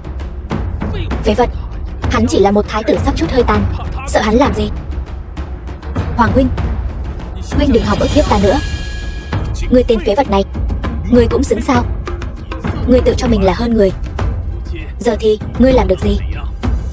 Lý Thông Cổ, ngươi không phát hiện ra bên cạnh bản thái tử thiếu một người sao? Cái Nhiếp sao không có mặt? Lúc Cái Nhiếp còn ở đây, ngươi cũng không thể trốn thoát. Cái nhiếp đã không còn.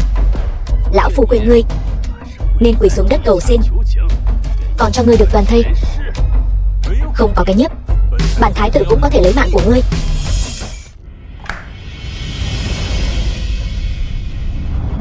Dùng gậy ông đập lưng ông.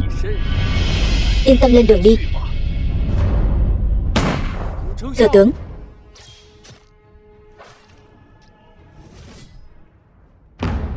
Thừa tướng ơi, ngươi dám lấy mạng thừa tướng, ta phải lấy mạng ngươi.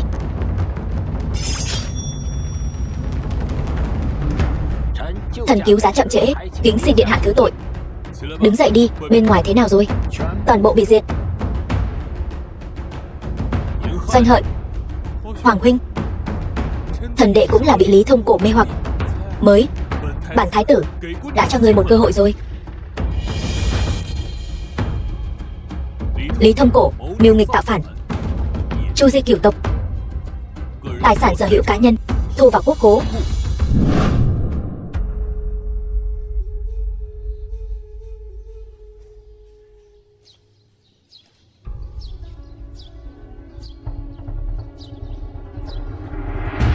Phụng Thiên Thừa Vận. Hoàng đế chiếu viết: Thái tử Doanh Dạ đức tài vẹn toàn, Phim được dịch, thuyết minh và lồng trị vì đất nước, thương con như dân, là may mắn của đại chu ta. Trẫm tuổi đã cao, nay thái tử Doanh Dạ đăng cơ, lên làm hoàng đế. Bái Ngô Hoàng. Vạn tuế vạn tuế vạn vạn tuế.